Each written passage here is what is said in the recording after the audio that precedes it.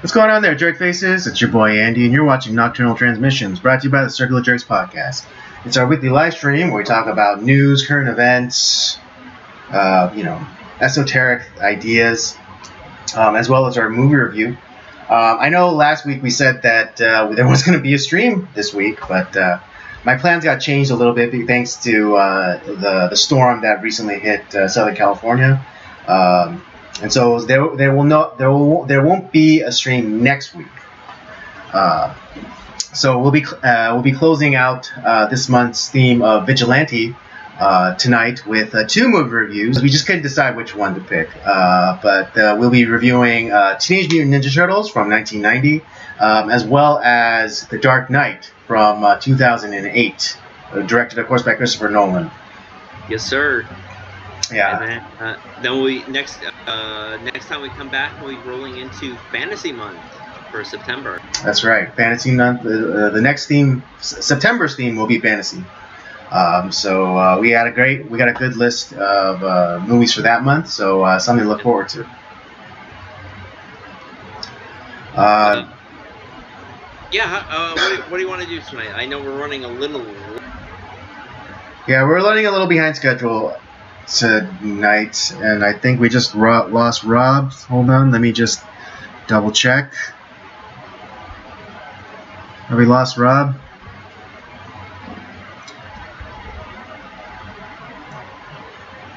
Have we lost Rob? Where are you? Oh, great.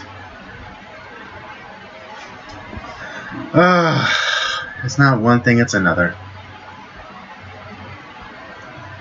Alright, I think it's the Skype.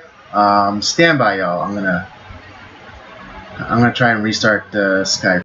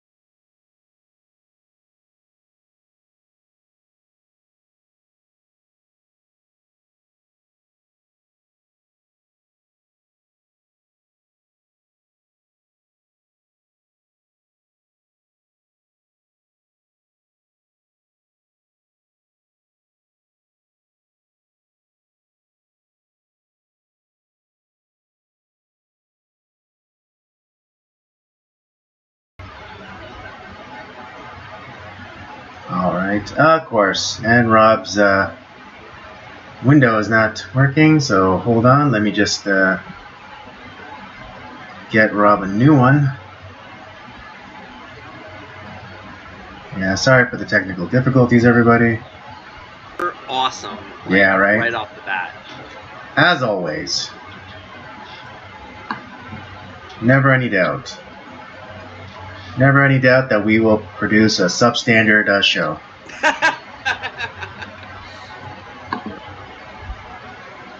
No, Andy, it's the technology. technology that's substandard, not us. You call my equipment junk? I mean, it happens. It's not your fault.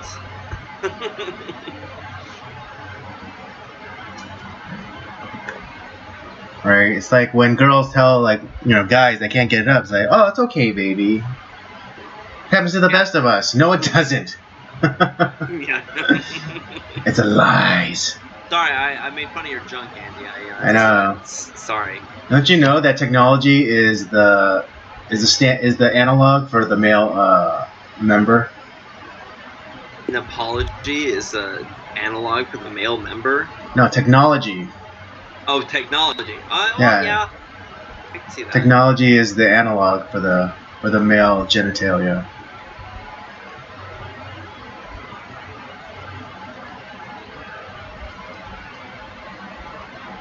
I mean, why do you think that people have been buying like Corvettes? Right? I know. Why do you think Joe Biden has a Corvette? I will say, despite of all the problems that Joe Biden has, his Corvette is not his problem because that is a cool car. Yeah. Okay. Now, if I had to say one nice thing about Joe Biden, it's like he has a cool car. Right. That's about it. That's about it. And that's about it. All right. Anyways. Yeah.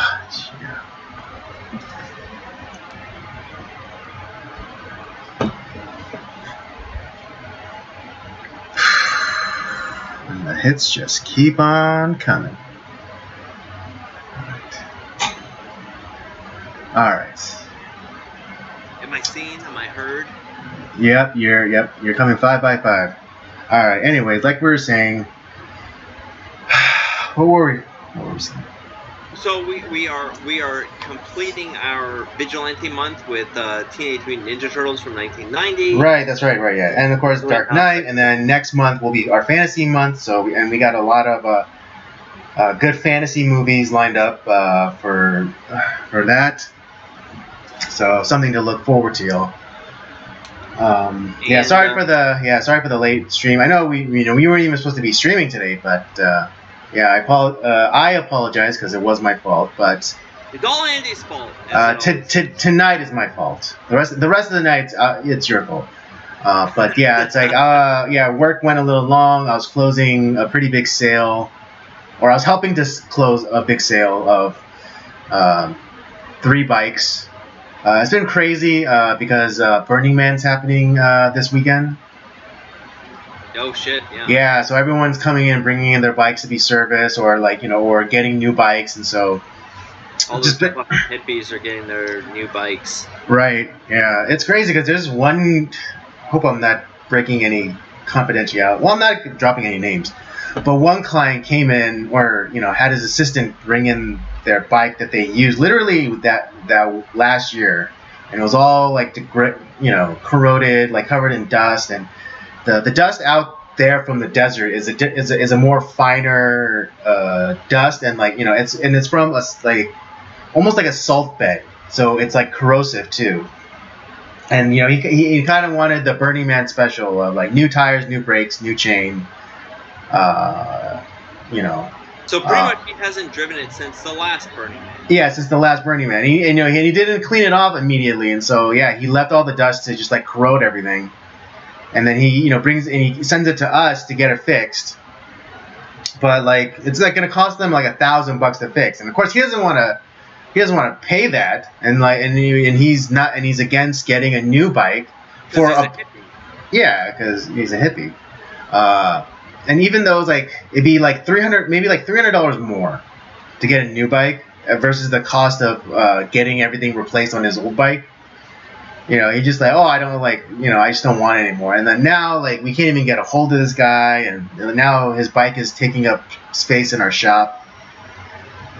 Fucking hippie. Yeah, fucking hippie. Well, I mean, he had an assistant, and so he's a rich hippie, which is kind of an oxymoron. Oh god, those people are the fucking worst because it's look, man, I don't want to be part of your system, all right? But I have a lot of money. Why can't you just do the work for free? But I don't. What are you, a capitalist? Fucking asshole. Yeah. But, I can already tell that I'm gonna hate this person. I mean, I've never even met him because he sent, because again, he sent his assistant, whatever. But it's like, I just think of this guy, it's like, what a fucking asshole already. I know, it's like I can already tell. I'm not gonna like you. You didn't take care of your bike because you drove it around to Burning Man at the salt flats, and instead of cleaning off your bike, which would have taken you like 5 fucking seconds to do, you let your bike can pretty much like corrode from all the salt deposits at the desert, and then you bitch about like well, I need my bike again for the next Burning Man, but I didn't clean it, so it's all fucking ruined. And it's gonna cost this amount of money to fix it, but I don't want to actually spend that money because I don't want to be part of your system, man. I eat Ben and Jerry's ice cream, man. I'm not like, I listen to the Grateful Dead, dude.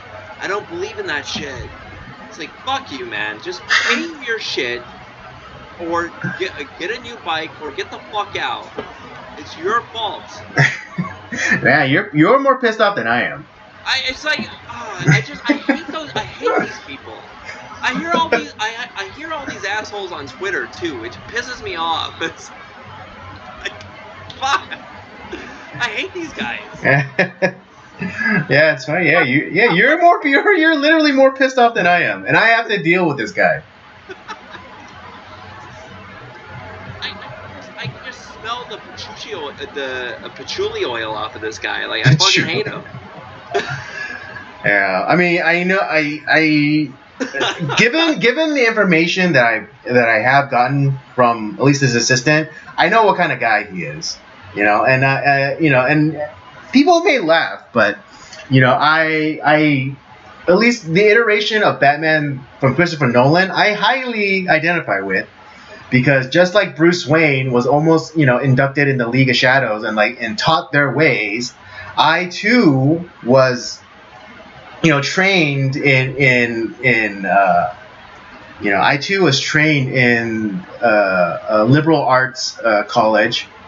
I mean, well, I went to an art school, but like that's kind of like that's a double net. What is it? That's redundant. But yeah, like I was trained in their ways, but I didn't become one of them. Exactly, you did your own thing. It's like, yeah, exactly. Like, now you're like the ninja that like goes against them. Yeah, exactly. I am Batman. I'm Batman. I'm Batman. It's like, oh my god! I know it's funny because like when I make that comparison, like people kind of like scoff and be like, yeah, whatever. I'm like, it's like I was like, oh, you think you're Batman or whatever. I didn't say I was Batman. I'm just saying I identify with the story. Exactly. Because like similar things happen.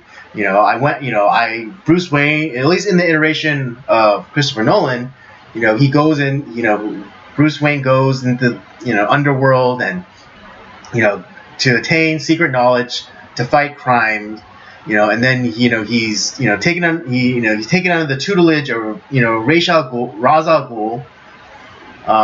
But in his final test, he goes against his mentor and become something else. And I too was brought in a similar manner where I went into the underworld to gain knowledge. I was taken under the wing of various teachers, but ultimately I didn't become part of that that system, that world. Yeah. So that's a pretty good comparison from where I'm sitting. Oh no, I think it's a very apt comparison. Mm-hmm. You're exactly right. And you're not saying you're Batman, but like you're utilizing the same like. Yeah, I had a similar path. I walked a similar path. Exactly. So. But yeah, I don't know why. I just like hearing that story. It's like I'm already like pissed off. Like fuck the hippies, all right?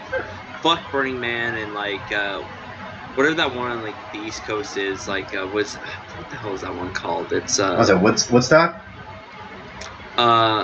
No, so there's Burning Man here on the West Coast, and then there's like another one that's over on like the East Coast too. It's like what the fuck is that called? That festival called? Ah, God, who gives a shit? It's another like stupid hippie festival that like assholes hang out God, I really triggered you, didn't I? at. You did. I really hate this shit. Yeah. It's a bunch of like grown people who can't take responsibility for their life, but they have a lot of money for some fucking reason, and they expect like, well, I'm not gonna pay for anything, but I have a lot of money. Well, you should just like do it, man. Like go against the system. Just do it. Just fix it for me. It's okay. Fuck you, Jerry Garcia. Fuck you, Ben and Jerry. God, I really hate these people. So I guess you're not a fan of the Grateful Dead.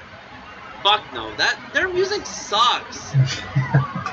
The Grateful Dead sucks. I'm sorry, boomers, and sorry like the people who think like that they're super awesome. Like they're not. Their music sucks. I probably heard like some of their music, but I couldn't like name them. The Grateful Dead suck ass. Fuck that music. That's not music. It's kind of like how to me the Grateful Dead is to music as to like what Wizzo the Clown is to you in movies. That's how I feel about the Grateful Dead. I see. I don't know. Do you truly understand my hatred of that movie? Just like they're awful. They're really bad. Yeah. Do you understand? Do you understand the depths of utter disdain I have for that movie? Do you truly understand the depths? I don't know if you do, Rob. You're too close to that. I know you hate it. That's why I made this comparison. You're too close to that. You're too close to that movie. How much you hated that movie, and like how much like it destroyed like your love of movies just watching that thing. That's how I feel. Well, not necessarily my love of movies, just my confidence in your taste in movies. Well, I like torturing you with that film. Like I know, because I never torture people. Okay, well also because you're a sadist. And so yeah, like every movie that I have, I've brought you to has always been a good one. It's always like a movie that you end up loving. I just wanted you to feel the pain that I felt, Andy. That's see, this is how fucking pedophiles are created. All right. All right. The abused eventually become the abusers. It's not. I didn't want to Exactly. Enjoy. I didn't want to. But I needed someone to feel the pain that I felt. So exactly as every pedophile operates. Jeez. Well, we're off to a hot start. I know, right? Like, we're off to a great start. Start. You already got like a rant from me, and it's like you're comparing me to a pedophile. That's we're off to a hot fucking start. I know, right? Awesome. So great. Anyways, all right. Well, yeah. Since we do have a lot of things to get through. Let's just jump into it. Since I think we did. Yeah. Fuck yeah. So all right, let's get into Teenage Mutant Ninja Turtles from 1990. Let's get the synopsis. All right, here we go.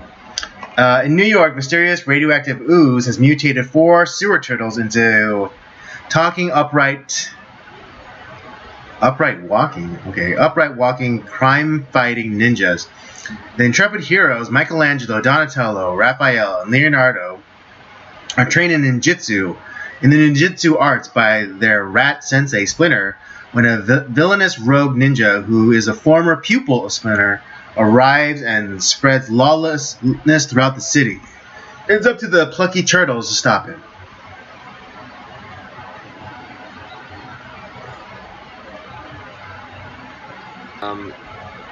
When did you were you like me? Like, were you a fan of like the Ninja Turtles growing up? Yeah, of course. You watched a cartoon? Yeah, of course.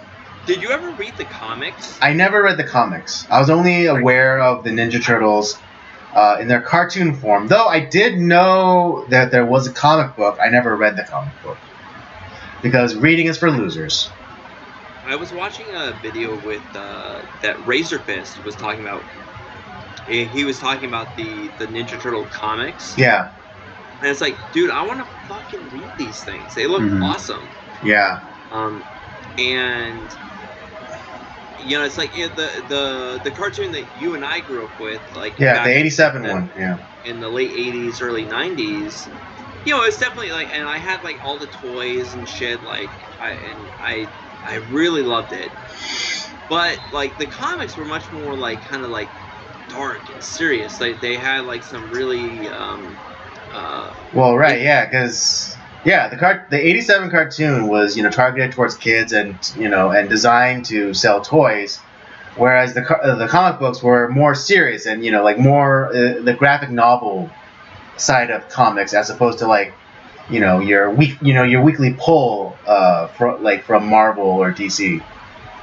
Yeah, and that's where I think that this movie does excel, because it does have, I mean, yeah, there's some silliness in there. There's some camp for the kids, but there's also a serious in this film as well. Like, I mean, it's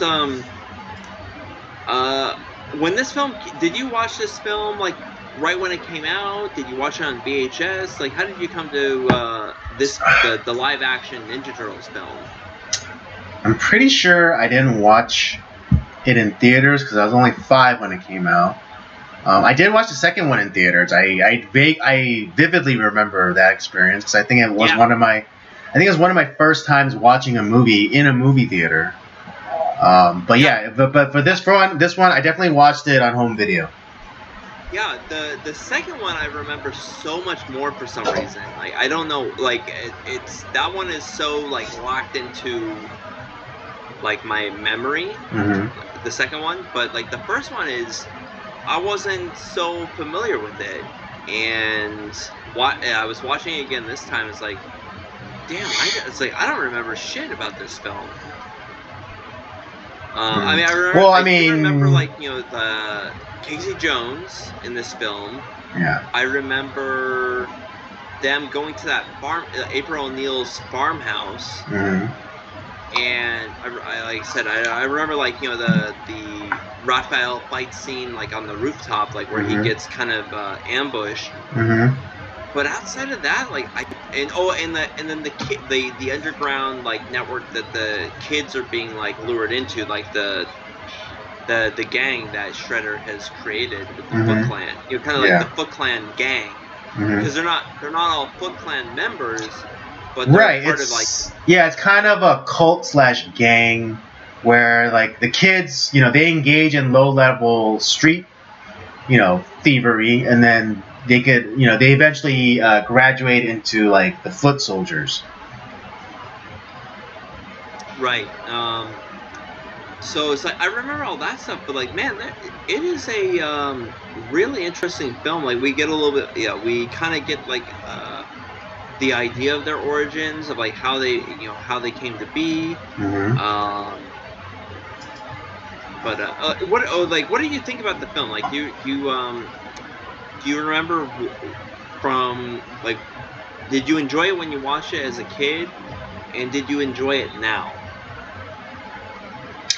Yes. I mean, probably different from you because I'm like 2 years older than you.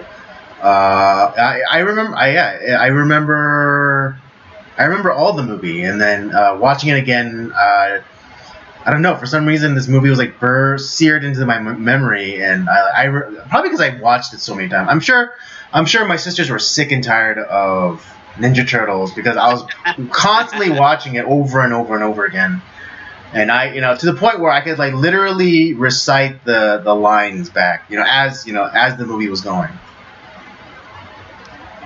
Yeah, maybe because we have that 2-year age gap, because that's how I felt about the second one. Like, I remember like the second one, like what happened in that movie, like, oh, it's like I know the film. It's like the back of my hand almost. I even had like the Toka and Razar toys. I think I had the Super Shredder too. Like, I think I had that. But like the first one, like I know I watched it as a kid and I liked it. Mm-hmm. I probably shit my pants like with excitement over, it's like, well, there's a live action Ninja Turtle film. Hell yeah, Mhm. let's do this. Like, I want to watch that. Right. But yeah, like for whatever reason, like the first one, it's a little bit more of a foggy memory until like now. I've watched it a couple times in preparation for us talking about it, and I have to say, like, honestly, I find it still enjoyable. It's like it has its silly moments. It has, it's definitely catered towards kids, but it does have more of a serious element as well. And there's some interesting stuff that happens in this film. Yeah, I mean, I guess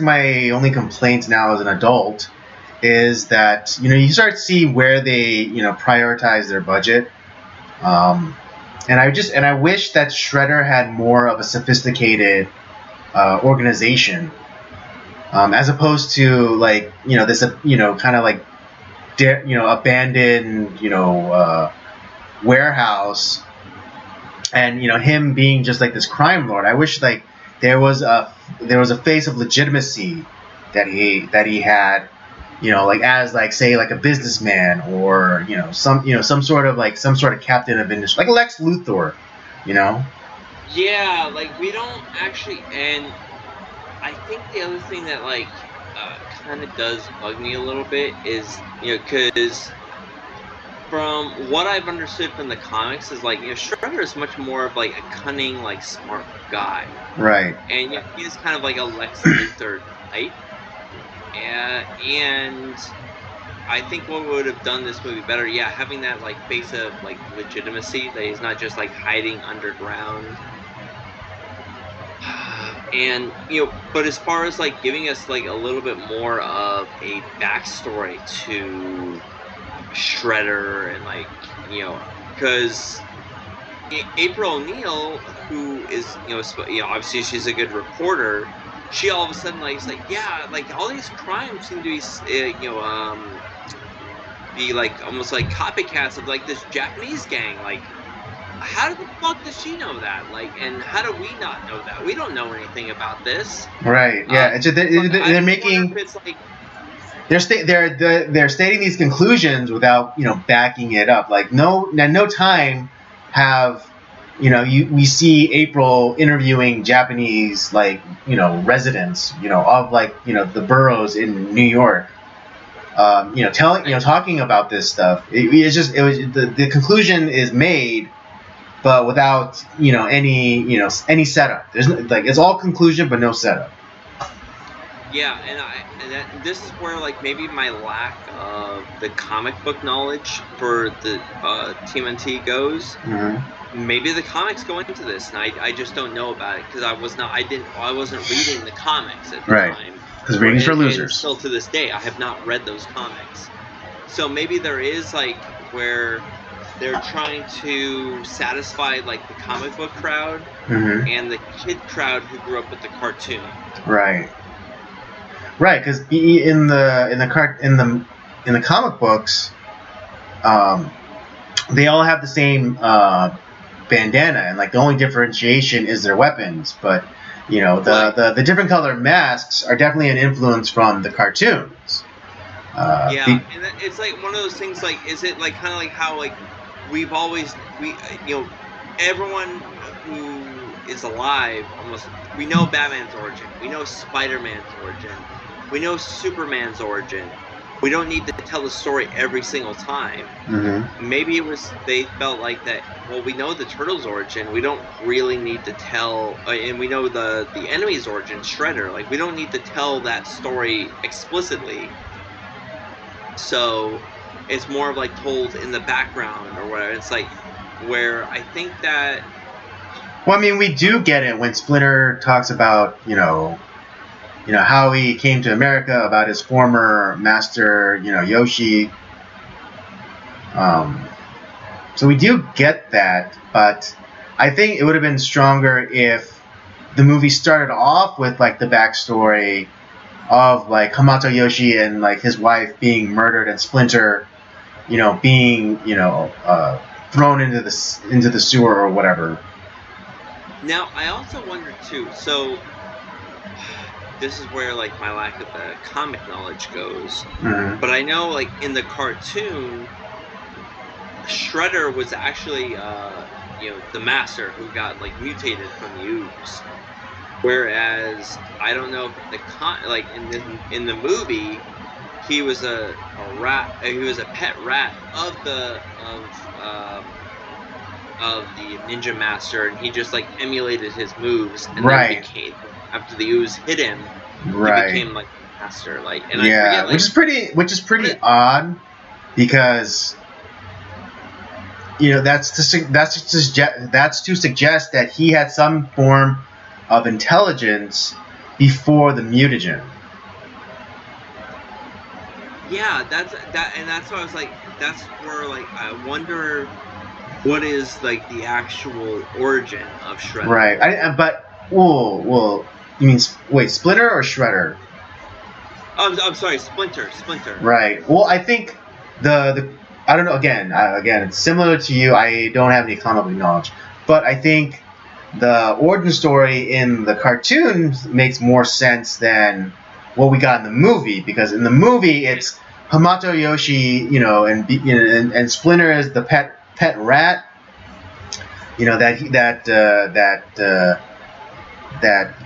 Hamato Yoshi is a human that Splinter is made contact with, and that eventual human contact is what makes him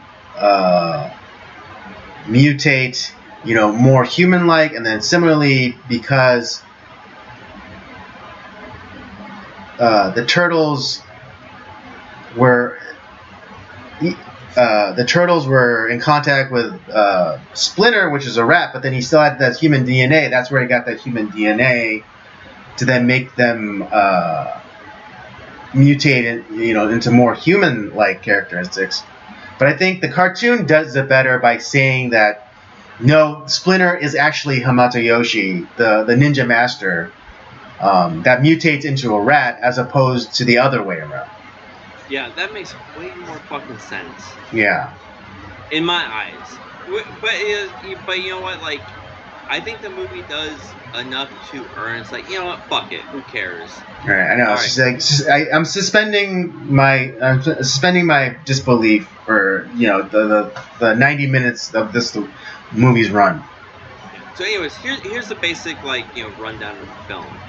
You have we meet, we have the Ninja Turtles. We have like a interaction where they there's a lot of crime in New York City. A lot of street level crime. Yeah. So, and then you have the Ninja Turtles who emerge, and they start to fight crime.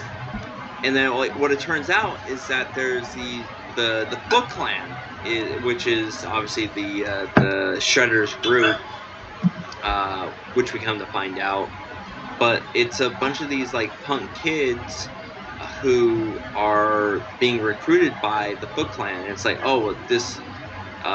You have April O'Neil who's reporting. It's all these crimes seem to be a lot like what happened over in Japan with this other gang over there, because she somehow knows that. Okay. Mm-hmm. And so the city is trying to figure out what's going on. April's trying to figure it out. The police are trying to figure it out, and so are the Ninja Turtles.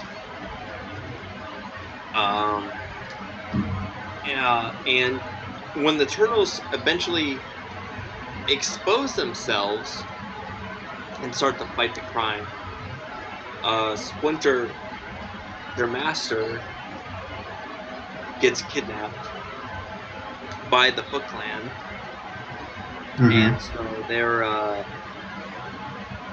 it's and Raphael feels responsible, because it's kind of this whole thing that goes on, where April starts to warm up to them, and they start to interact with each other, and because of that interaction, April's place gets burned down, Splinter gets kidnapped, and it's they're in this really tough place. And there's this other guy that's also another vigilante that comes in, Casey Jones, who's also part of the cartoon as well, like, or at least he comes, as far as I know, he comes in later in the cartoon. He's like a later Right. edition. I mean, but I do think he's part of the comic books as well.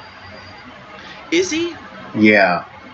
Okay. Well, I mean, I like Casey Jones. He's awesome. Like, and he's a guy who he's a sports guy who uses, like, you know, hockey sticks and baseball bats, and has a like Jason Voorhees style, like, mask. And, like, he fights crime as well. Like, he's a vigilante. And so he helps the group.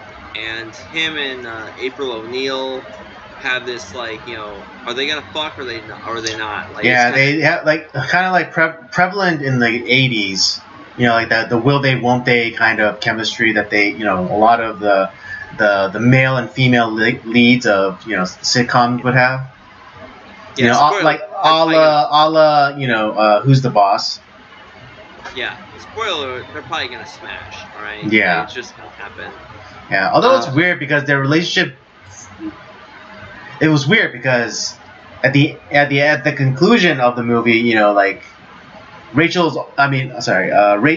April is obviously attracted to Casey, you know, and they make out, but then, like, he's absent from the second movie, and then he reappears in the third movie, but, you know, he definitely has. He's very much a second banana, like, you know, he's essentially a babysitter, for, you know, because it's a time traveling adventure, and I don't want to really get into it too far. But he basically plays babysitter, and, like, he and April have no interaction whatsoever, even though they're supposed to be hot for each other. Yeah. Yeah, the third movie is not good. I'll just say that. Like, you know, I'm not even thinking about the. Oh, sorry. Just keep talking about the film. Give me like 2 seconds. Sorry, just give me 1 second. Okay.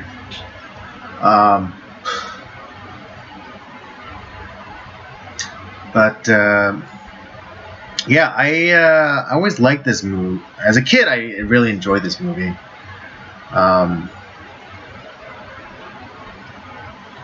You know, again, like I constantly watch this movie. To the point that, you know, I could recite the lines along with the movie, and even some, you know, before the movie. And so, you know, I'm sure I annoyed my sisters with that growing up.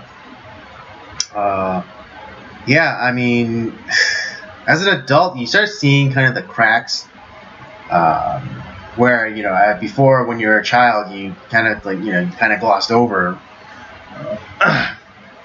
And so, yeah, I think I mentioned that I wish Shredder was more of like a Lex Luthor type of villain, where, you know, he had a legitimate face and then also a criminal face.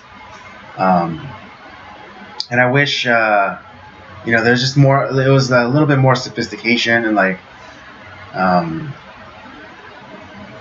I wish there was a bigger goal for the Foot Clan, and not just for Shredder to be a crime boss, and to just build his empire, you know. And I think that's one thing that the Michael Bay iteration of Teenage Mutant Ninja Turtles got right, is that there was a grander plan that Shredder had. But in this movie, there wasn't a grand plan. It was just like he wanted to be a supervillain, and I just wish that, you know, that that Shredder had a grand plan for the city, or, like, you know, maybe they could, again, because of the limitations of their budget, they couldn't necessarily go into a grander plan for Shredder. But I wish there was, like, you know, the plan was for him to, you know, maybe gather technology to build technology to go into, like, Dimension X or whatever, you know, like in the cartoons, or, you know, maybe, like, you know, and that's where him being like a business mogul or something would have helped, because maybe his company received some sort of signal from outer space, and so, you know, because he wasn't able to get the tech legitimately, he sends out his ninja army to go collect the tech to then build some sort of transmitter or signaling device so that he could make contact with whoever sent that signal from outer space. I think you're right on that. Whereas like Shredder would have been a much more formidable, or just even more interesting character. Like something like more at stake. Like yeah, I don't feel like that. That's the one thing. It's like there doesn't feel like. Yeah, the stakes are too small. What he's doing is bad. Like he's corrupting like kids and like creating like kind of like this gang, and that's bad. But in the grand, for a comic book movie, in the grand scheme of things, like there's no real stakes. Mm-hmm. To be honest. Right. Yeah. He's not trying to like poison the water supply of New York, or he's not trying to. He's not trying to have a fake, socialist revolution, a la Dark Knight Rises. Or hell, even Batman Begins. Oh yeah, you're like even Batman Begins, like poisoning an entire city. Well, I mean, yeah, poison the water supply. So yeah, there's no like really big stakes, and there's not like a lot of conflict to be resolved. Except to like stop Shredder for some reason. Yeah. I mean, and ultimately they end up, Splinter gets like kidnapped, and like the kid that is been kind of on the fence, like he's part of the gang. He's also like kind of a good kid, and he doesn't want to be part of the gang, and he doesn't like what's happening, and so. There's that happen. There's that tension that happens. The Ninja Turtles go after Shredder, and like they're trying to find Splinter, which does happen. And then like that's kind of like where like the final battle sort of happens. Casey Jones is part of the group too. April's helping out, and. We kind of essentially we have like the final confrontation with these characters, and it leads to like it's kind of you have the Turtles and Shredder fighting on the rooftops, and Shredder falls into the compactor, and they crush him. Mm-hmm. Quote unquote crush him because he doesn't come back. Right. We see his helmet get crushed, but that doesn't necessarily mean that his head got crushed. Exactly. So more than likely, obviously he survived. Mm-hmm. But yeah, I mean the I don't know about you. Like I still like the film, but yeah, there's a lot of flaws in it. Yeah, I mean there's like a lot of mismatching. Like especially when they get to the farm, and all of a sudden it switches into like a more narration-driven story where like April's doing like a journal, and like there's no precedence there's no prior incidents of her journaling, and yet all of a sudden she spontaneously starts journaling, and we start seeing events through her eyes for some reason. Yeah, that's a little weird too. Yeah, so I mean I get it because like they're trying to capitalize as much as possible on like the popularity of like Ninja Turtles from the cartoon, but then because it's such a wacky premise that they didn't know like if it would be received very well, and so I'm pretty sure they're given a very limited budget. Yeah, I actually I think it would be an interesting like look at this is to take this film and compare it to the Michael Bay Ninja Turtles film, right, and the new one that just came out that Seth Rogen did. Right, the animated one. Yeah, in terms of Shredders, yeah, the Michael Bay one was a little bit more compelling because he was actually trying to, the stakes were higher for that Shredder, and if the stakes were higher for the Shredder in this movie, I think he would have been more of a compelling villain. Now I will say, the Shredder in this film that we're talking about right now looks fantastic. Right, I would definitely give this movie props for the, I guess, cartoon translated Shredder outfit. Visually, I think everything looks great. I think the costumes look great. I think Shredder looks great. The turtles look great. I think April looks pretty awesome. Casey Jones looks great. I don't know. I think I kind of wish they went with a hotter April O'Neil, but that's just one man's opinion. They do that in the second film. Yeah, it's not the same. It's not the same actress, but I don't know if I would call the second actress hotter. Maybe more attractive, but not hotter. I mean, I guess there's a distinction there. There is a distinction. There is a distinction.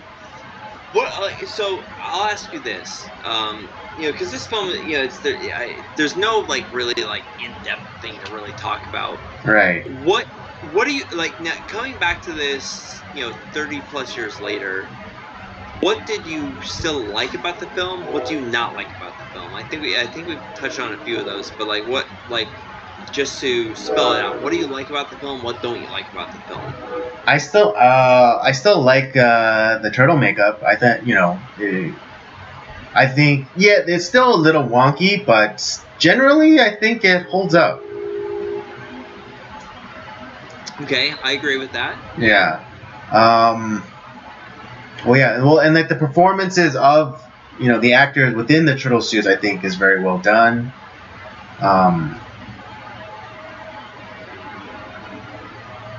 We forget to say this is also a Jim Henson production. Right, exactly. The puppetry, exactly.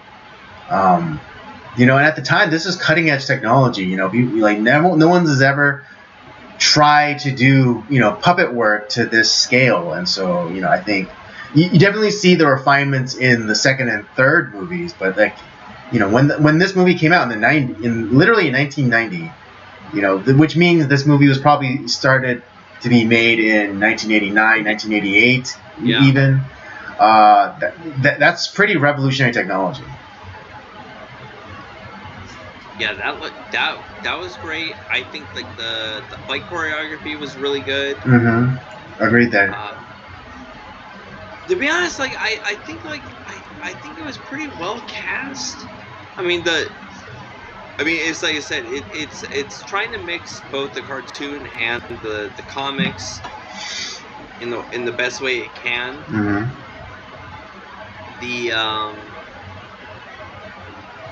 I think it's a good mixture of funny and serious, but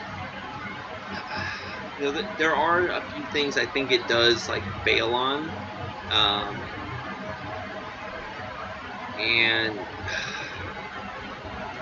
I don't feel like I said this is a film that I enjoy because this is part of my childhood, and I actually do really love the film.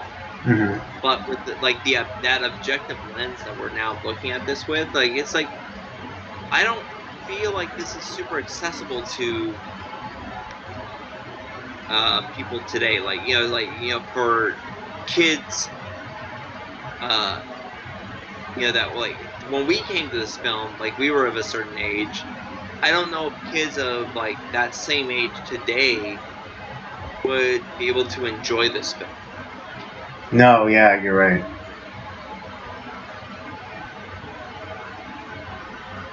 We love it, and that's great, and I'm always gonna love it.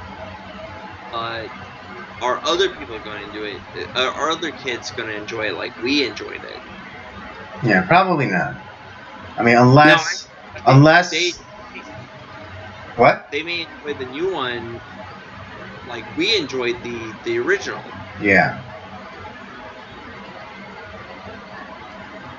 Unless your parents are very diligent about what their children consume. And so they slowly start them off with older stuff, and then gradually allow them to enjoy some modern fare. But that's not realistic. I mean, because like Sorry, you know, we even it's so funny because like even we, our generation, we grew up on older stuff. Like we watched, you know, Tom and Jerry cartoons from like the 50s. We watched, you know, Looney Tunes cartoons from the 60s and 70s. You know, and on and on. I watch black and white movies like all the fucking time. Yeah, I mean, some of us we even grew up with actually like only like black and white television sets. Yeah. You know. You know, I watched Betty Davis films all the time, like when I was a kid, because my mom loved that. Right. I watched I mean, the Universal Monsters, like when I was a kid. Like I watched, you know, Sherlock B movies, like with my dad. Yeah, which kind of goes to, you know, attest to your wife's distaste for black and white movies. It's because she never grew up with, you know, watching old, like really old school Gilligan's Island. You know, Gilligan's Island that was shot in black and white. I love Gilligan. I watch that shit all the time, like black. Right, you know, right. like But then, but people, yeah, black and white. But there are some people who don't even realize that show was first shot in black and white before it eventually moved over to color. And even like older shows like, you know, I Love Lucy or Dick Van Dyke or yeah, like, you know, Father Knows Best, Leave It to Beaver. All of those started with, you know, in black and white TV, and like, you know, if you're not from a certain generation, you don't know about that stuff. Exactly. And so, I mean, probably similarly to you know, when eventually we have kids, and you know, they start seeing the stuff that we watch. They're like, oh, Dad, that's so freaking old. And it's just like, yeah, it is, but doesn't mean it sucks. I think that might be something fun for us to do too, is to go back and like maybe like review like one of those old like 50s shows, like whether or 50s or 60s shows that are in black and white, like whether it be I Love Lucy or Dick Van Dyke or Leave It to Beaver or something like that. Mm-hmm. Just to see like, man, how times have changed. Yeah, or how have times not changed. Yeah, I mean that's also true too. Mm. I mean, I can think of a few ways that it's changed, but overall, you know, generally speaking. But yeah, I also wonder, like, you know, like the one like you know, one of the big knocks I have on this, like I wonder if kids, you know, like of the same age that we were when we watched it, would they enjoy this at the same level that we did? Because this is a huge fucking deal when this came out. Like, you know, kids were shitting their pants of, like, out of excitement of how awesome. Oh fuck, we have a Ninja Turtles movie? Awesome, yeah. Let's go to the theaters. Let's watch it like 400 times. Mm-hmm. I mean, I'm one of those. Like, and now, like with the first one, I didn't watch that one as much. I watched the second one. Oh God, I watched that thing. I had to have watched it like 50 times. Yeah, suffice to say, you wore out the tape. Yeah, I wore out the tape.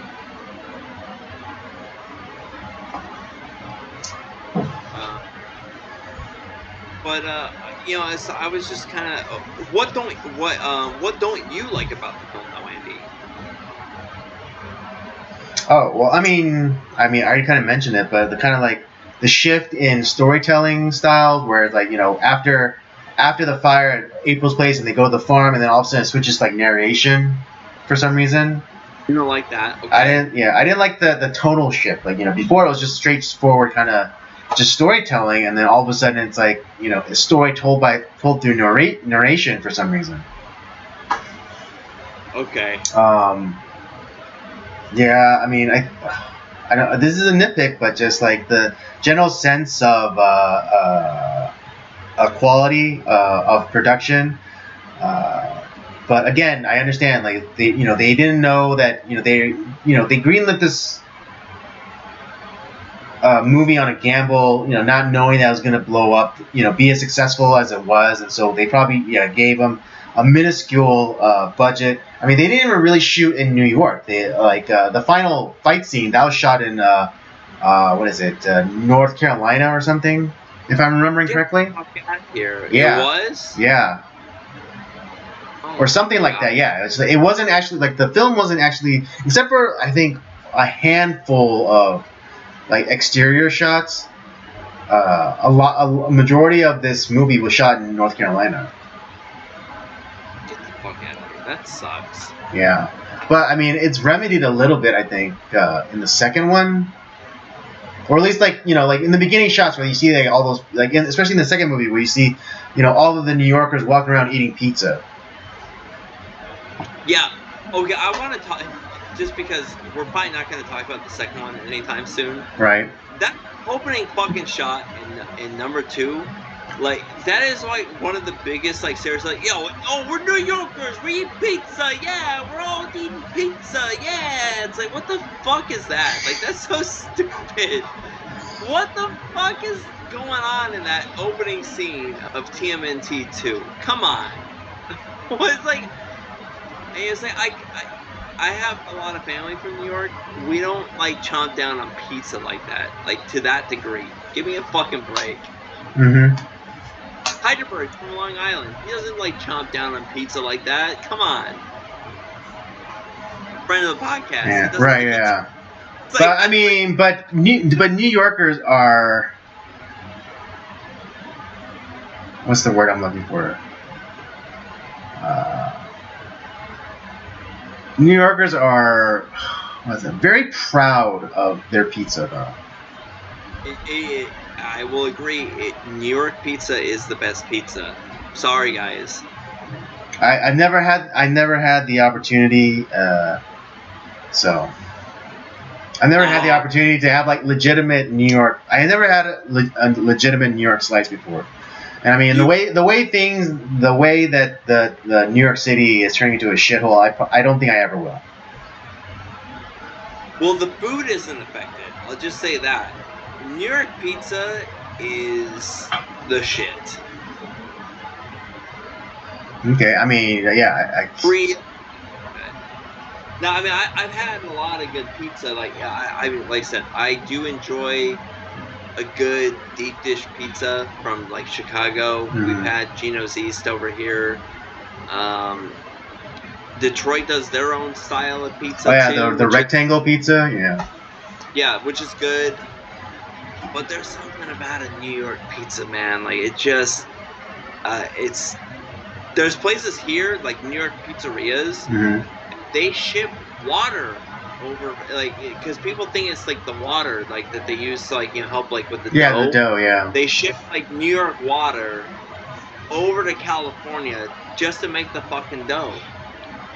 Yeah, or they spend thousands of dollars on reverse osmosis machines because I think that's how they purify the water in New York State through reverse osmosis. Yeah, there's something that like they try to do that too. At the best way that they feel that they can replicate a New York pizzeria. Mm-hmm. But man, like there's nothing like a New York slice of pizza. It is the best. I can't argue with that. But people don't eat fucking pizza like that. Like it's like you don't have like 900,000 people just chomping down on pizza. I think the funniest one was when like the cops are eating pizza and then the guy like cupped to one of the cops is eating a pizza. Yeah, it's so stupid. It's like the Ninja Turtles are so like popular. It's like, oh yeah, like these cool like vigilantes are helping us out. They love pizza, so we love pizza. Yeah, like we're all gonna eat pizza, cowabunga, dude. Like, oh, come on, it's so dumb. But no, I like I said, I love this movie. It's a very biased opinion. I really don't know how it would. It has a lot of flaws. Mm-hmm. And I don't know how audiences today would accept it. Mm-hmm. But personally, I think it's fun. And if you can take yourself back into that time capsule of the 90s and like just kind of the zeitgeist of what was going on back then, I think you'll enjoy this film a lot. Agreed. All right, let's rate this bitch, and we'll move on to our news topics. Yeah. You want me to go first, or you want to go first? Yeah, I'll go first on this one. Man, this is. I'm gonna go with a 2.5, just because of those reasons. Okay. I love it. This is not a like because I hate the film. This is not This is not why. I'm just trying to be honest. Of like, I love it, but I don't think a lot of people will love it, and they'll come to it nowadays. It's like, this movie fucking sucks. Bro. Yeah, they'll view it very much as an anachronism. It's like it's boring at times. It's like it's too silly at times. Yeah. There's not enough of a story. Yeah, it does vacillate to a lot of extremes. Like, it's super serious one minute, and then like super silly, and then back to being super serious, and then being super silly. Which is like, the difference between the comic and the cartoon. Right. The cartoon has a lot of silly moments, which I love. And the comic, from what I know of it, is very, very serious, which is also awesome. And so they're trying to meld those two fan bases together, and they did the best they could. And so, like I said, that's why I'm not giving it lower than a 2.5. I just think it's, a very admirable attempt at something that was very hard to do. And I think it's, if you are willing to look at it in the lens of where it was created, I think you'll enjoy it a lot more, like I do. Like, if this is like my own personal, like, I love this movie, it's probably more like a 3.5 for me personally. But overall, I would say, yeah, it's probably 2.5. Yeah, well, I think I'm gonna come in just above you and give it a 3. Just for I'm giving it that extra half because of nostalgia. Just purely for nostalgia's sake. All right, yeah. Yeah, because again, I still as an adult I recognize all the problems, and even now as an adult I see I have things to nitpick about it. But overall, like, for just the little that nostalgia just gives it just a little bit, a hair's breadth over to 3 for me. Yeah, I'm gonna go back. I'm gonna watch this film again, because I enjoyed it as a kid. I enjoy it now.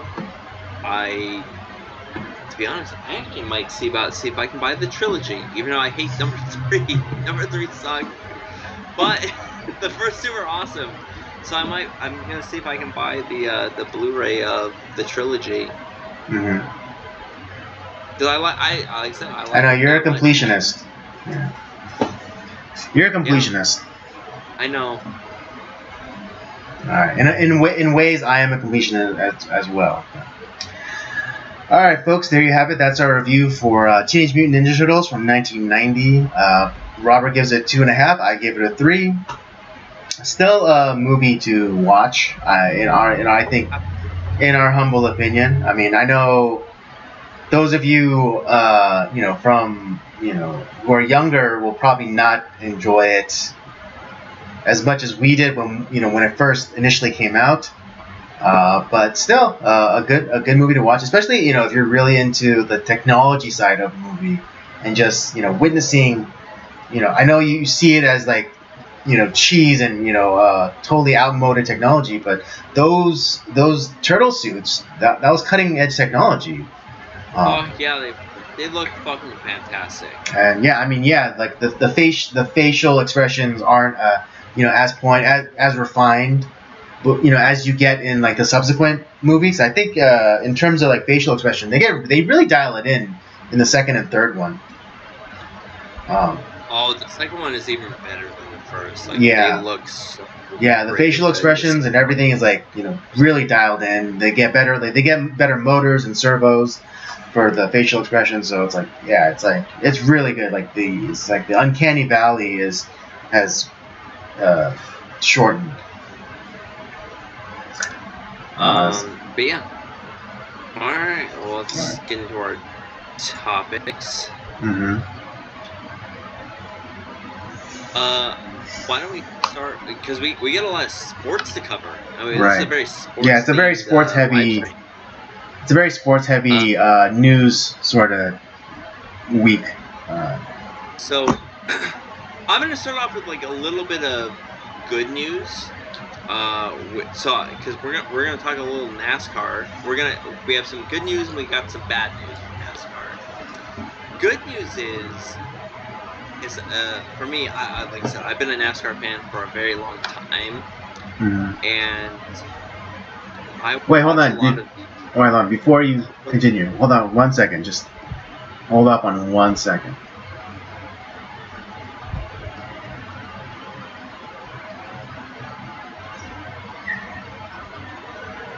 One second.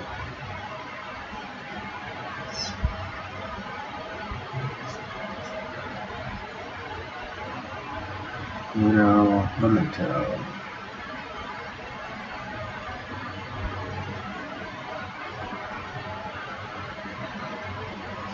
Okay, go ahead.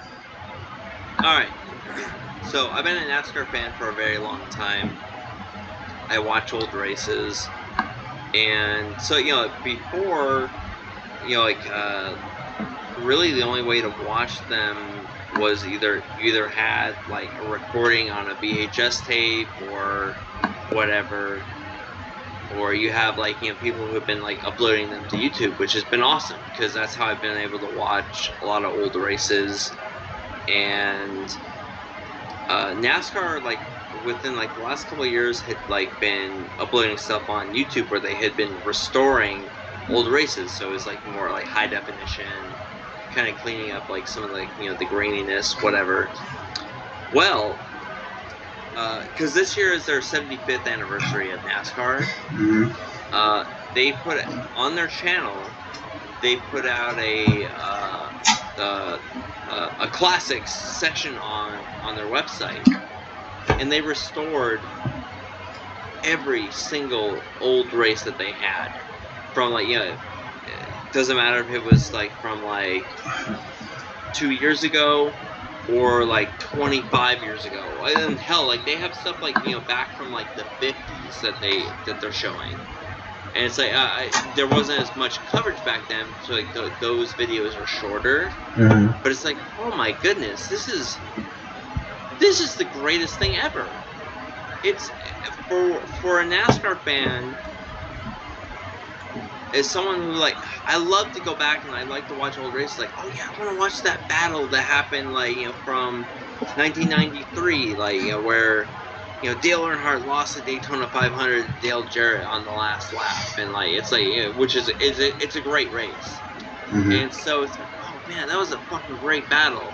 I want to go watch it again. Oh, it's in high definition. Like they've restored the footage and the sound is great. Or I want to watch that battle from like Bristol from like 30 years ago, like where it was like a 6-inch they crossed the line at like 6 inches apart, and like who won kind of thing. So it is just a fantastic thing that they have done. And here's the thing, there's no commercials. They are still doing. They're going to be adding more stuff to this, and it's just like it is a fan service that they did for people who they've been fans forever, and they want to watch the old races, and they want to kind of, or for fans who are like, man, I would love to watch something from like 1985 and see like what was going on back then. Now they have the opportunity to do so because of all this work that has been put into this. So I applaud NASCAR for doing something like that. Or fans of, especially like for me, I have not watched a lot of like modern racing, which I'm going to get into. Another reason as to why I'm not watching as much now, but I consistently watch old NASCAR, and this is just like, this is heaven for me. It's all in one place. I can watch like from like whatever year I want to watch. I'm freaking stoked. It's so great. I'm so happy about it. But here we go. Here's where we get into like the bad news of like what's going on. And it's just kind of like a further degradation of like why I'm not a fan of the sport nowadays. So actually he's a rookie driver this year, Noah Gragson. He's been this is his first year in the Cup Series, like which is that's kind of like the MLB version of it. Like he's in like the top tier series. But he had been like he'd been in the AAA and AA series, which was the Xfinity series and the Craftsman Truck series before. Was very successful. He's a good driver. This is one of those things like where NASCAR has a lack of personality. This guy has personality. He's an interesting guy. He's fun. And this is his first year in the Cup Series, and he's with a team who is in kind of transition. They're not great right now. They're going to be switching manufacturers next year. They're going through like a transition in ownership, so the team is not doing that great. Okay, that's fine. And he personally, he's a rookie, so he's also not doing very, very well. That's going to happen. You have all these changes that are going on, and he's not doing well. But in a couple weeks ago, he liked this meme. I don't know if you've seen this meme that was on like Twitter or Instagram or whatever. It was a George Floyd meme where it said what's the crab from Little Mermaid? Is that that's not Sebastian, that's yeah, it is. Is it Sebastian? Mm-hmm.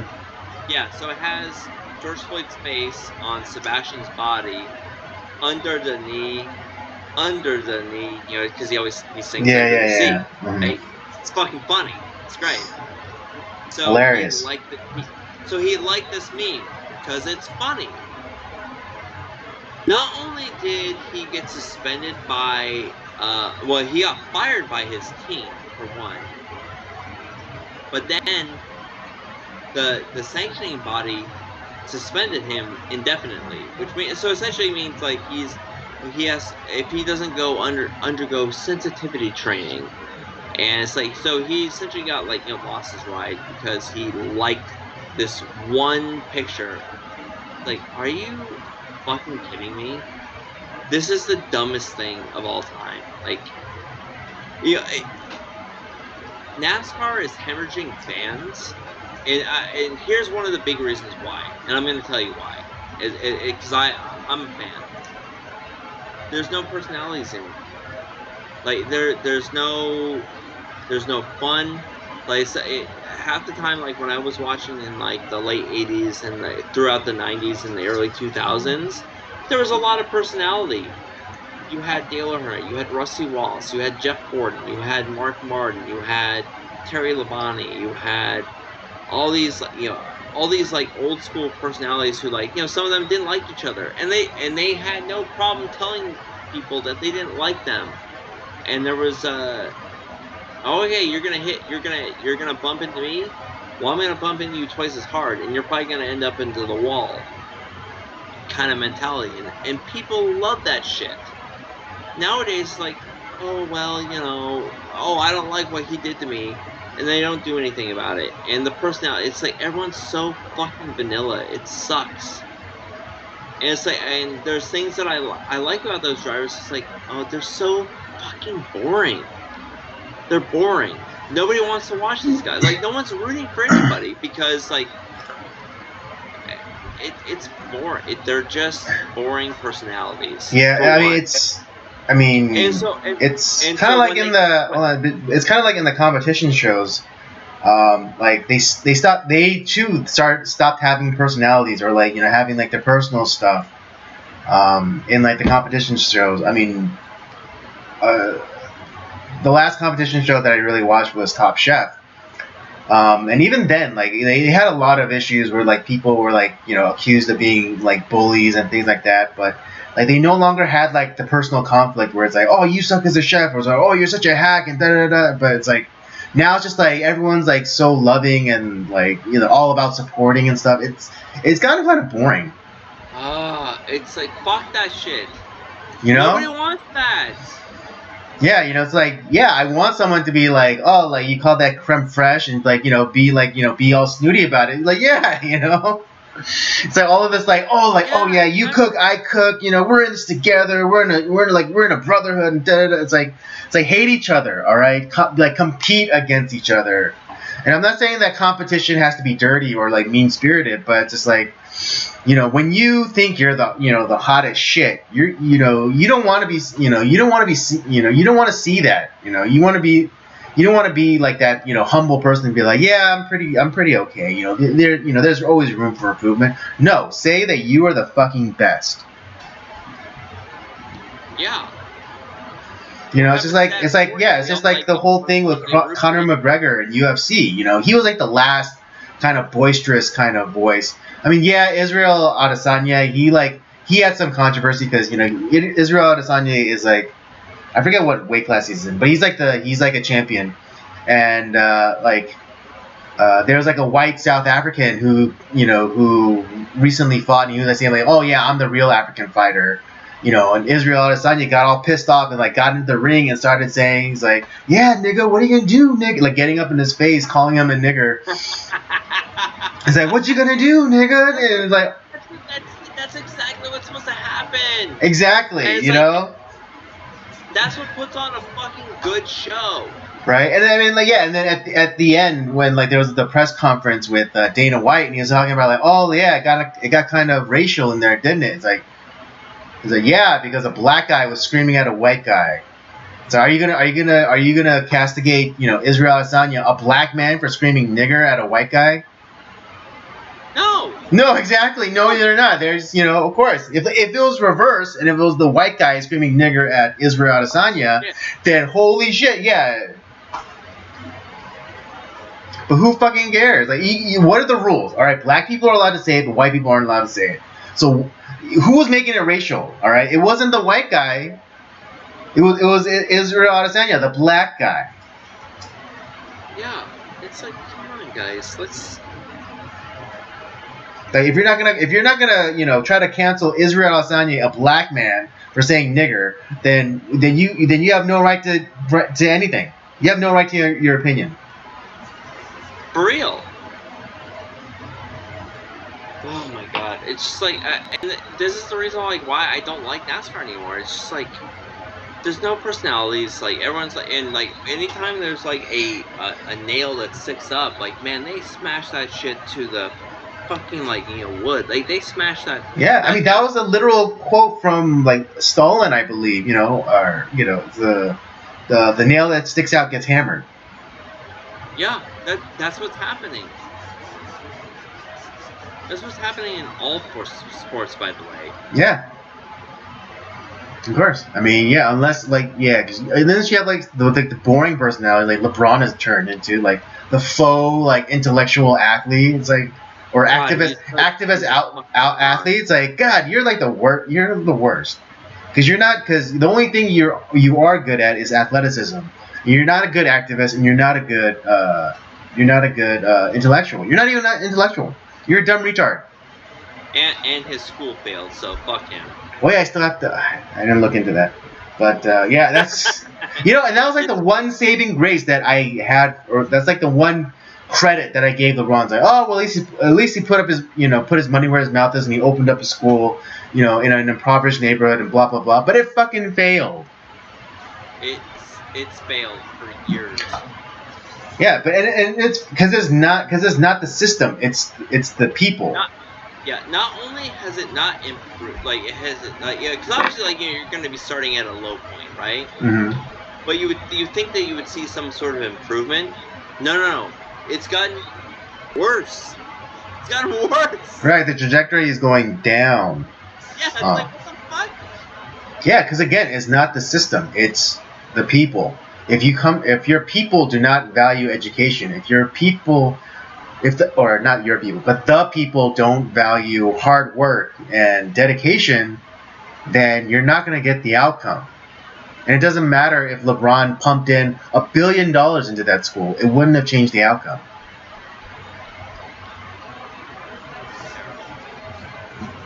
But yeah, I just wanted to bring up that NASCAR topic because it does kind of fit into our sports theme for tonight. Mm-hmm. Obviously, our next topics are very football centered. Mm-hmm. Why don't we start off with the? Now, I'm never going to call them the Commanders because fuck that. So why don't we talk about the Washington Redskins for a couple of seconds? Why don't you start us off with that topic real quick? Yeah. What is it? Yeah. For those of you who don't know, back in the controversies of back in like 2017, I believe, or so. It was definitely after Trump, but there's this big push to remove colored people, off of things, whether that be, Aunt Jemima or Uncle Ben or the Cream of Wheats guy or the Land O'Lakes Indian lady. Professional sports were not spared in that regard, and the Washington Redskins, along with some other football sports franchises, changed their name. Famously, the Cleveland Indians are now the Cleveland Guardians for some reason. The Washington Redskins are now being sued by a group of Native American Indians who are suing to get the name changed back to Redskins. I watched this video from an account that I follow, Liberal Highbind, and he broke the story to me, talking about this Native American group was suing the Washington Redskins to get the name changed back to from the Commanders to Redskins again. And there's some history behind it, like the reason why it was called the Redskins. Well, not necessarily the Redskins, but some of the history of it is that they had the first Indian football player and the first Indian head coach. Was from the Washington Redskins. Kind of similarly with the story of the Cleveland Indians. One of the greatest players, on that team was Native American, and the owner, he loved that player so much that he wanted to name the team after him, and and he was always known to be the smiley kind of guy, and so the logo of the smiling Indian was in honor of that Native American Indian player. And created a logo. You don't name a team after somebody you hate. I know, right? Where are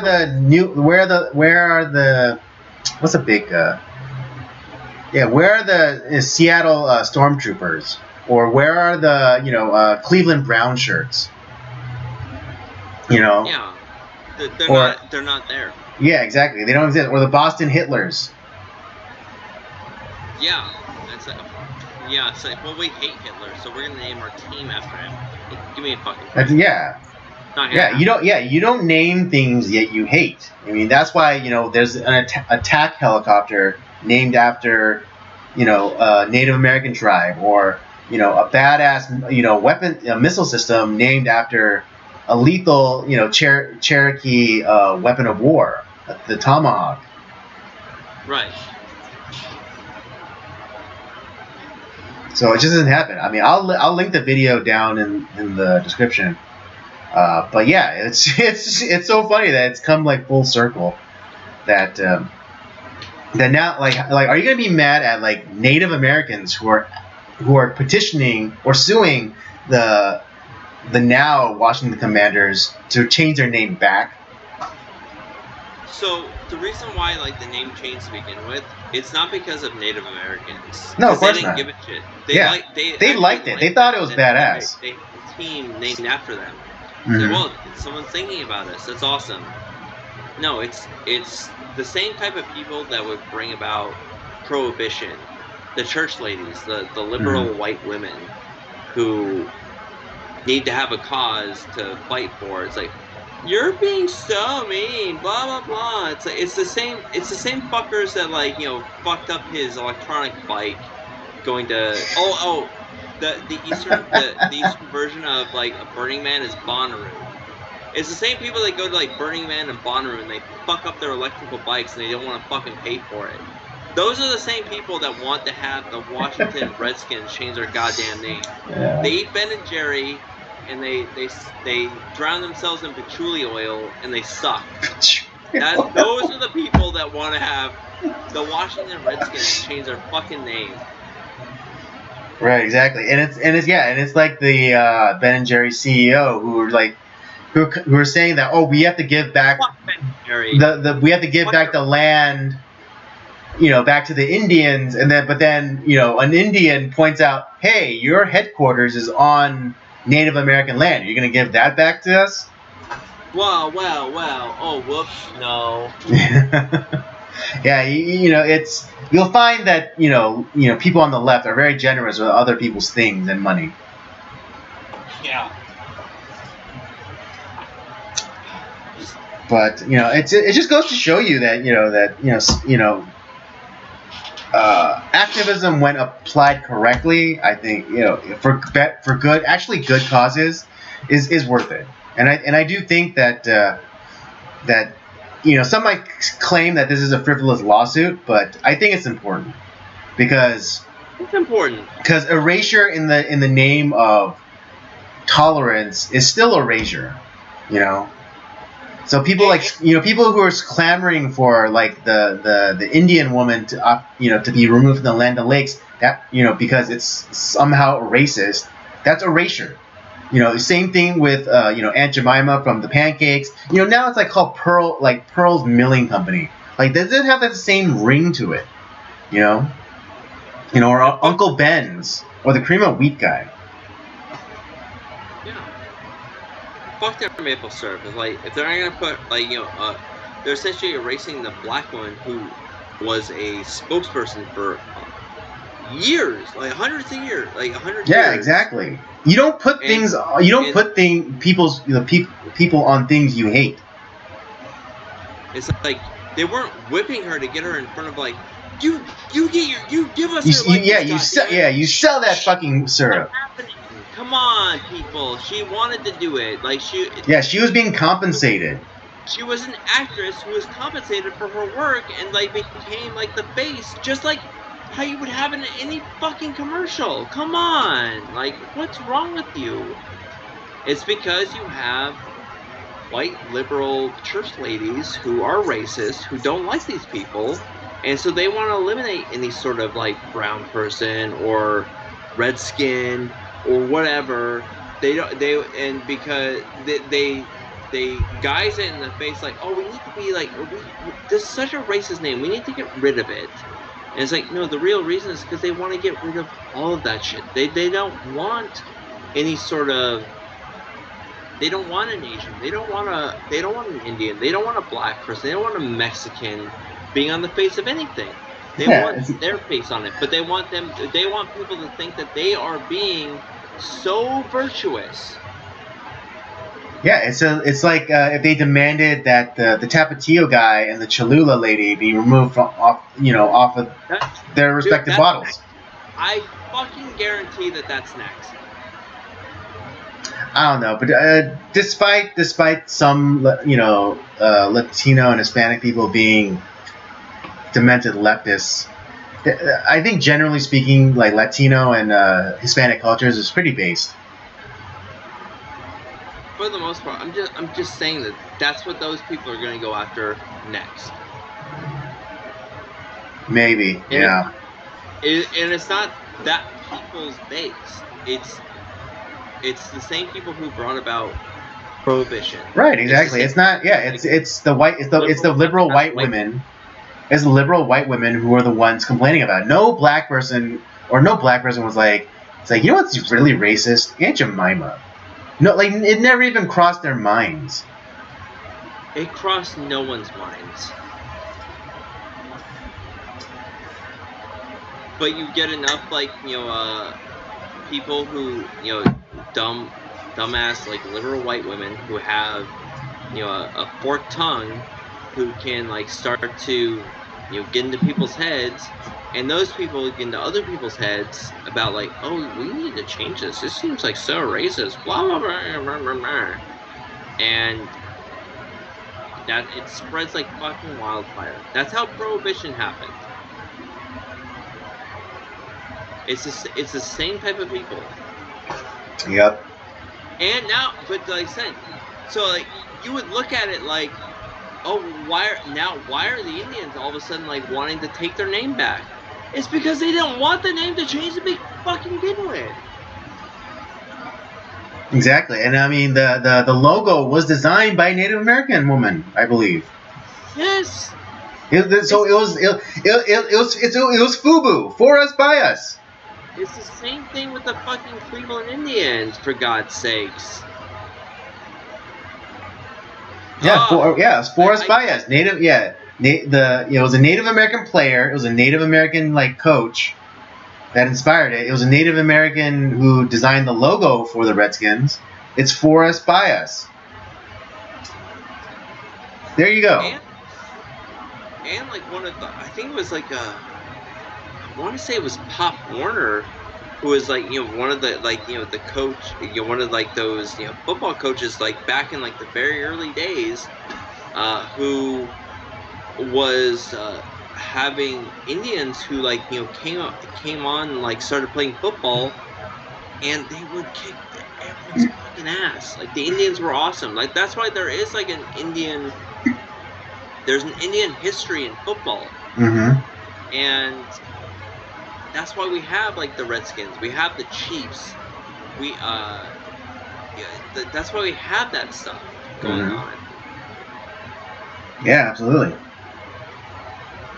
It's because Indians were a part of football, and it's very like forming days.